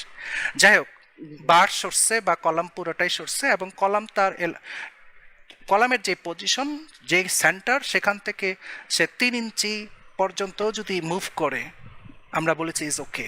পাইল 4 ইঞ্চি যদিও মুভ করে ইজ ওকে। সেই ক্ষেত্রে এটা কিন্তু সমস্যা না যে কলাম তার সেন্টার পয়েন্ট থেকে যদি টোটালি ভার্টিক্যালি সরে, বাঁকা হয়ে না, ভার্টিক্যালি সরছে 1 ইঞ্চি আধা ইঞ্চি, কথার কথা, তাহলেও চিন্তিত হওয়ার কোনো কারণ নেই। এক। Second, covering. এখন প্রশ্ন যে কভারিং 1.5-এর জায়গায় 2, আরেক জায়গায় 1, 1.5-এর জায়গায় 1 হয়েছে। নাও এই পরিস্থিতিতে আমি যদি ঢালাই করি, কথার কথা, সেক্ষেত্রেও চিন্তিত হওয়ার কোনো কারণ নাই। কভারিংটা আসলে মেইনলি আমি যদি কনফার্ম করি যে ঢালাইয়ের কোয়ালিটিটা যদি একটু ঠিক থাকতে হবে আর কি, এই, এবং কিউরিংটা যদি একটু করে কষ্ট করে ঠিক রাখে, তাহলে এতে চিন্তিত কারণ নাই। বিকজ কভারিংটা nothing but save the reinforcing bar, so it's okay. So 1 inch 2 inch covering is okay. But ওই যে বললাম, যিনি কাস্ট করবেন, যারা কাস্ট করবেন তাদেরকে খালি বলবা যে যেই সাইডে 1 ইঞ্চি কভারিং সেখানের মানে ওই মানে কলামের সোজা কথা মানে কাস্টিংটা যাতে একটু ভালো করে যত্ন করে করে, আর সেকেন্ড কিউরিংটা যাতে পারফেক্টলি করে, স্পেশালি যেখানে 1 ইঞ্চি পুরো থিকনেস রয়ে গেছে, কারণ ফাটলে কিন্তু ওখানে ফাটবে আগে। আরেকটা কথা যেটা আমি দেখতে পাচ্ছি যে রাস্টিংটা হলো ভয়াবহ হয়ে গেছে। এখন আমি এই জন্য বলতে চাচ্ছি এটা সেকেন্ড স্টেজ রাস্টিং, মানে ব্ল্যাকিশ কালার ধারণ করছে, নট সেকেন্ড স্টেজ, এটা প্রায় থার্ড স্টেজের কাছাকাছি, ব্ল্যাকিশ প্রায়, নট রেডিশ দেখতে পাচ্ছি তোমার, তুমি যে ছবিটা শেয়ার করতেছো আমার সাথে, এটা যদি ব্ল্যাকিশ কালারে চলে গেছে তো সেই ক্ষেত্রে থার্ড স্টেজ, এর অর্থ এ মানে মানে অ্যাক্সিলারেট হারে তার কি মানে তোমার কোরোশন বাড়বে, এটা কিন্তু উপায় নাই কিছু। হ্যাঁ রডের গায়ে যে জঙে ধরছে স্যার।